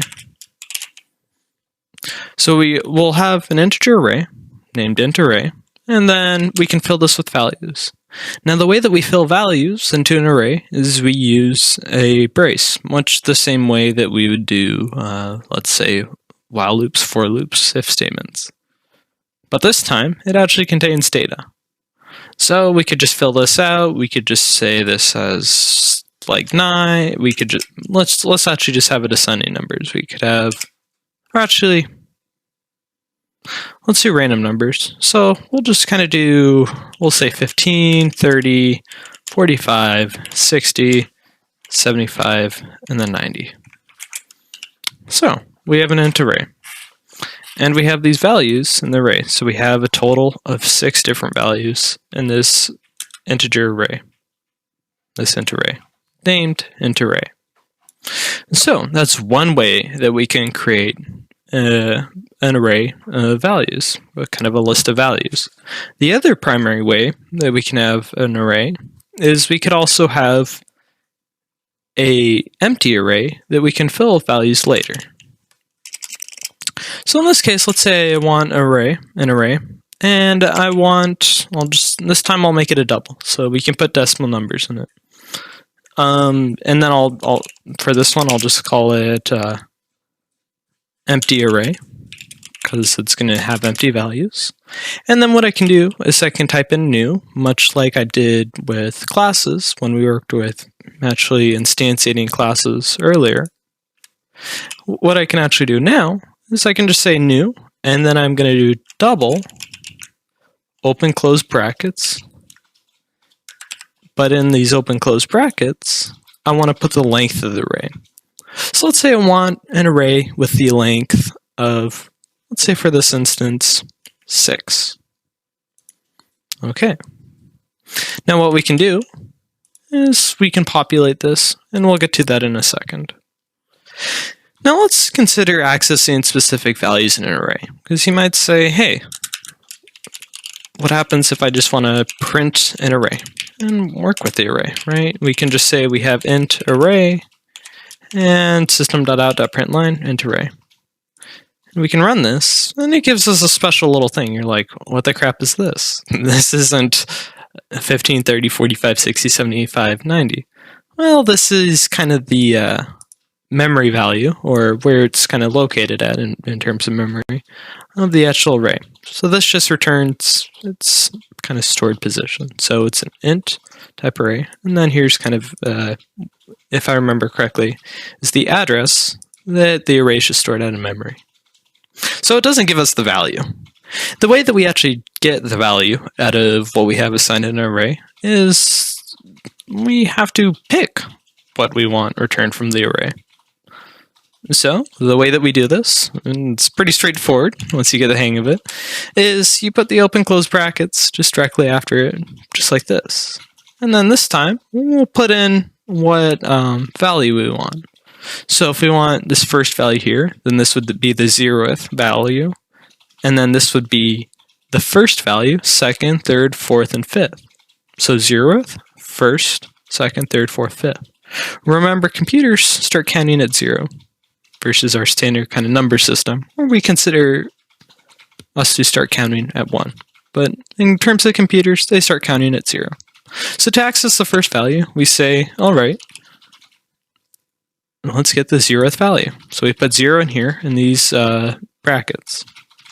And then what we can do, we can run this, and we'll see we get 15.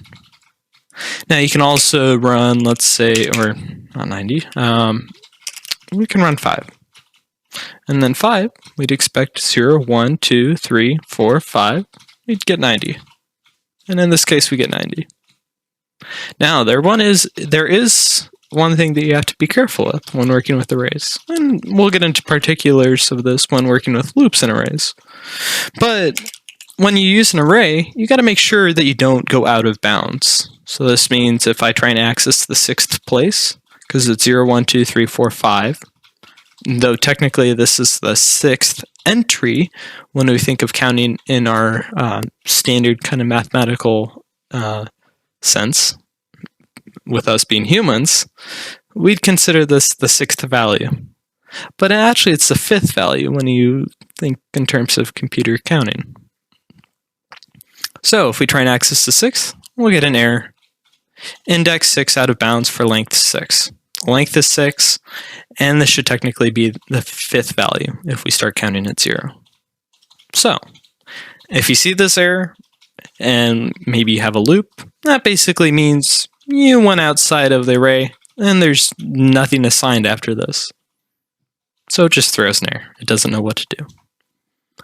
Now, let's look at actually changing these values in this array.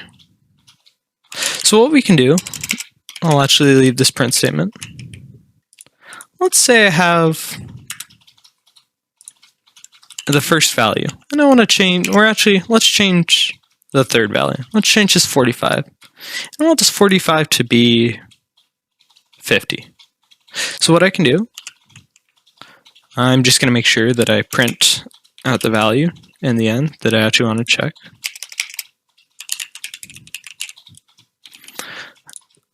What I can do is I can actually change a specific value in the array, much the same way that we'd print to that value in the array. So what I can do is on this line, I can say int array, and then I can do open close bracket 2, meaning we're referring to the second place, and I can say I want that equal to 50. And you'll see it's going to say, all right, I'm going to the second place, which 0, 1, 2, I'm going to where it's 45, and I'm going to set that value equal to 50. And then when we run this, we'll get 50 when it is printed by this print statement. Now, we have an empty array up here, and let's say we're working with this empty array. And since it's an empty array, we could technically print any part of this. It's just going to be empty. So we can print the 0th place, and we'll get 0.0. We could print the first place. You could get 0.0. It's empty. It just has default values in there right now.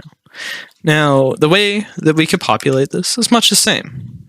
Just the only difference is this just has default values. It's a double array. It's an array of doubles that has a length of 6. Just like this. This has a length of 6.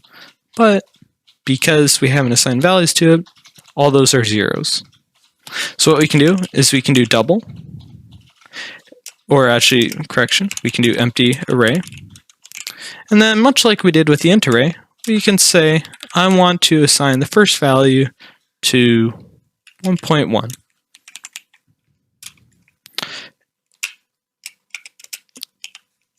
My bad. What we're actually going to want to do is we're going to reference the first slot in this, so the first part of the array, and we're going to assign a value to 1.1.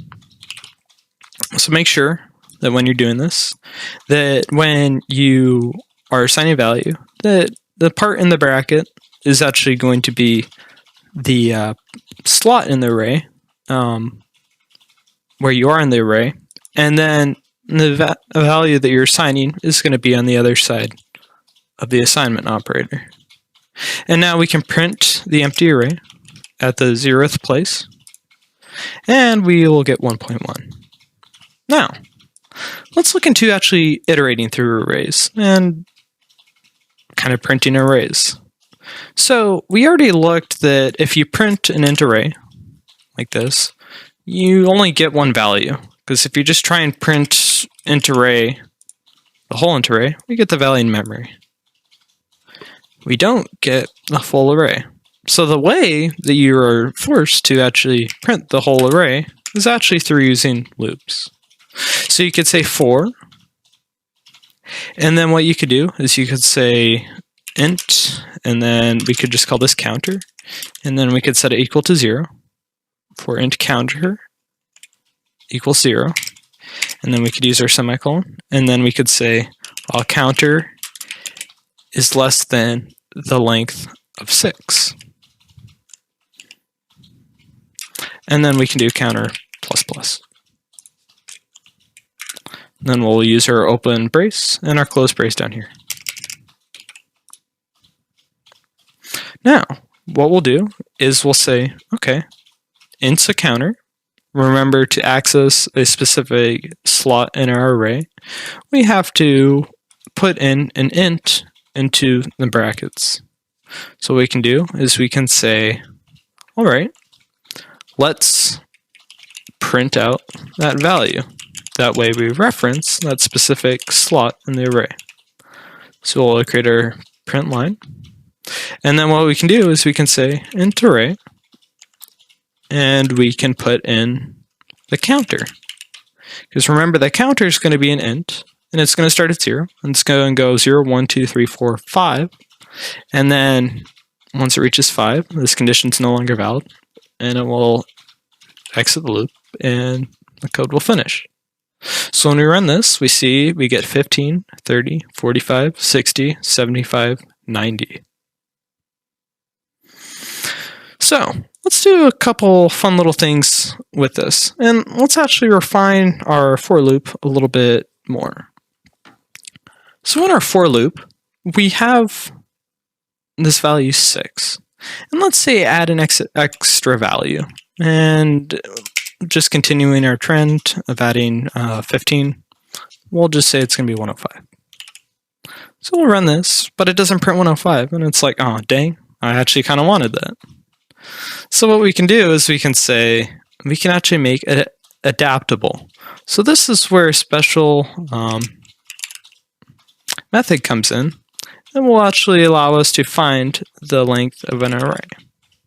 So this is a default just kind of array method that's native that you are able to use, and it's the name of the array dot, and then you see we have all these values, and you see we have access to this variable value right here, dot length, and this variable will return the length of the array, how long it is, which is sweet for us because that means if we take this and we change what was once 6, a constant value, to int array.length, it will now change as we add or subtract values from the array. So we get 15, 30, 45, 60, 75, 90, 105.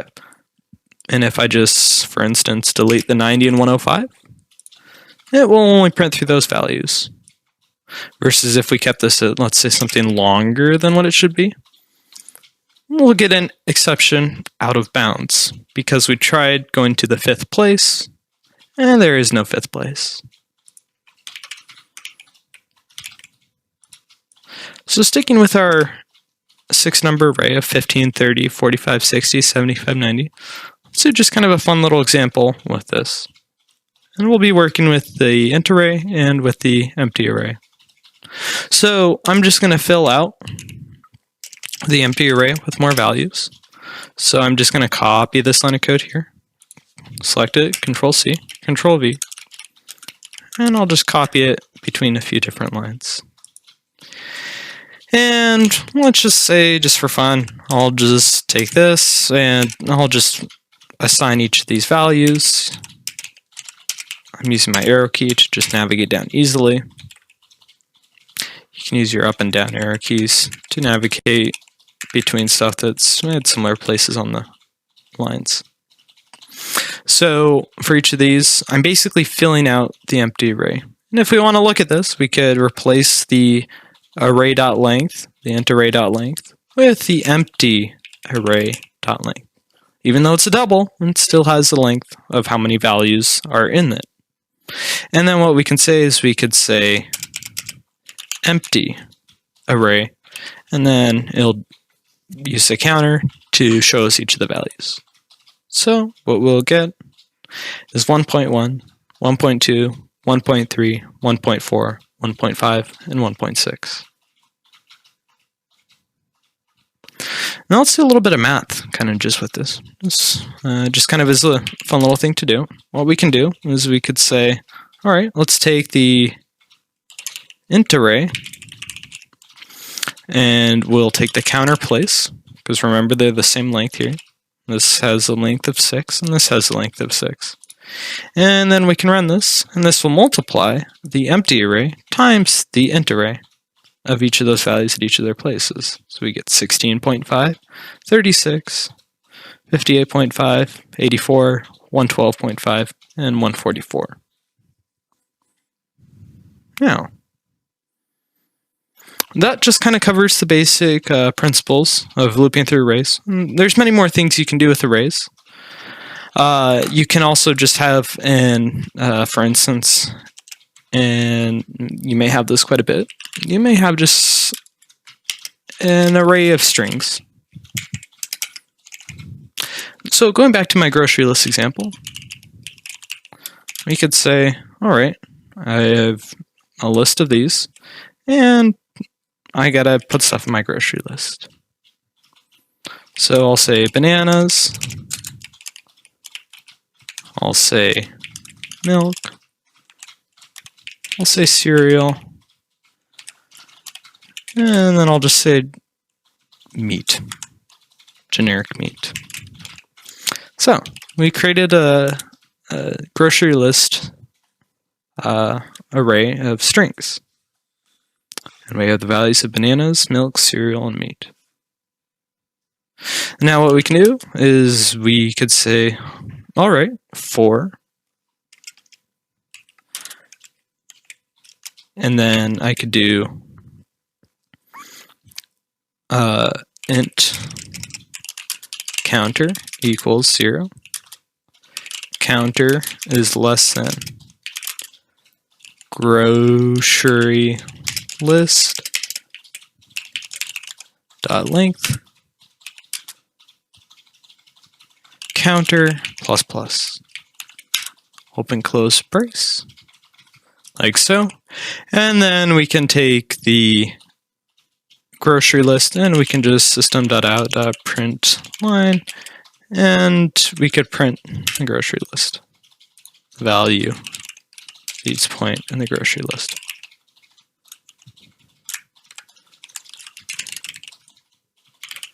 Like so. So running this, we get bananas, milk, cereal, meat. So it returns the actual values. Now, just to kind of modify this a little bit, we could just say, all right, let's just add a 1, or let's add counter. We're going to reference the counter value, plus, and then we'll put a dot with a space, and then we'll put another plus. So what we expect to have happen, actually I'll put a counter plus 1. I'll put this in parentheses, make sure that the counter's 1 higher than the actual counter. So what this will do is at the 0th place, the first place when we think in our typical mathematical lingo, the first place, it's going to say, all right, 1, and then it's going to have a dot, and then it has a space, and then it's going to get us the first value in the array. And if we run this, we see that first is bananas, second is milk, third is cereal, fourth is meat. And then you could just say up here, you could just put a system.out.print line, and you could just say grocery list.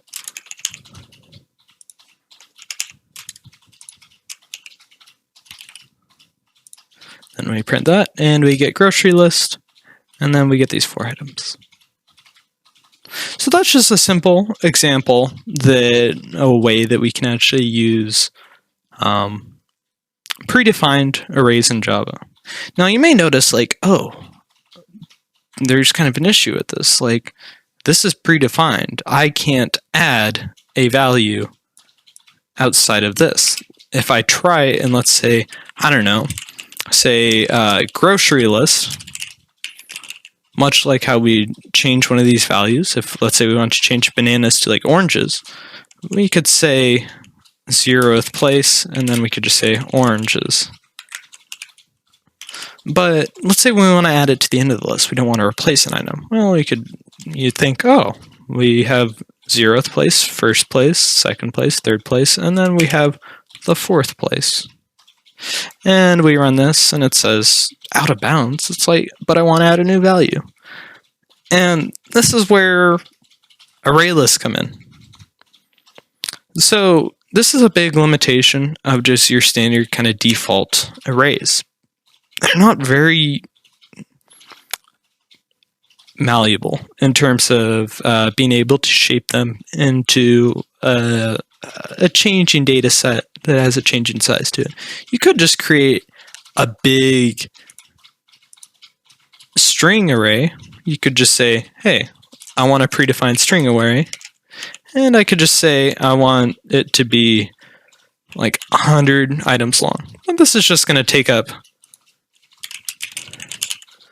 unnecessary kind of spots in memory or potential slots for stuff to be. And if we want to be efficient, we're like, dang.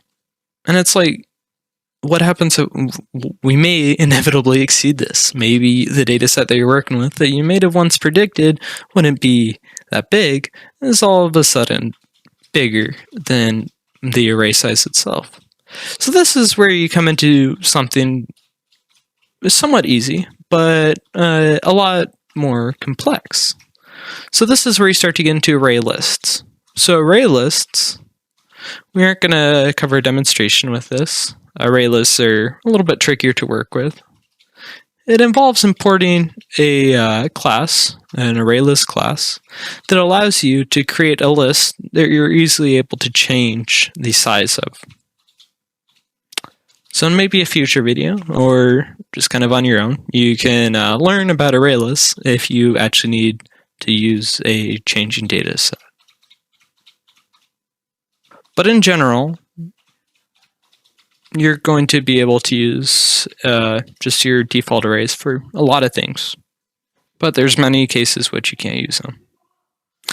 So, just to kind of wrap things up in this video, we covered a whole kind of plethora of things. We just kind of went over creating projects in Eclipse. We went over printing to the console. We went over code commenting, variable storage, math, if statements, while loops, for loops, some basic methods using the scanner. We looked at kind of the documentation and how to look through the API. We looked at multi-class structures, how multiple classes interact, how to actually create your own class, and how to use your custom class. And then to wrap things up, we just finished with arrays. So though this covers hopefully a lot of just kind of the basic things in Java, there's still a lot more to be made or to be learned. There's a lot of just kind of small little time-saving things that I skimmed over, or just maybe potentially better ways of doing things. A lot of these I are going to be able to cover pretty much most of your needs when programming, but there's still a lot more to learn. No, there's a lot covered in this. This is definitely not all of it. But without anything else, I just kind of hope you enjoyed this, and I hope this helped anyone out that may have needed some extra help just kind of working through Java, and enjoyed this crash course video on using Java. Have a good one.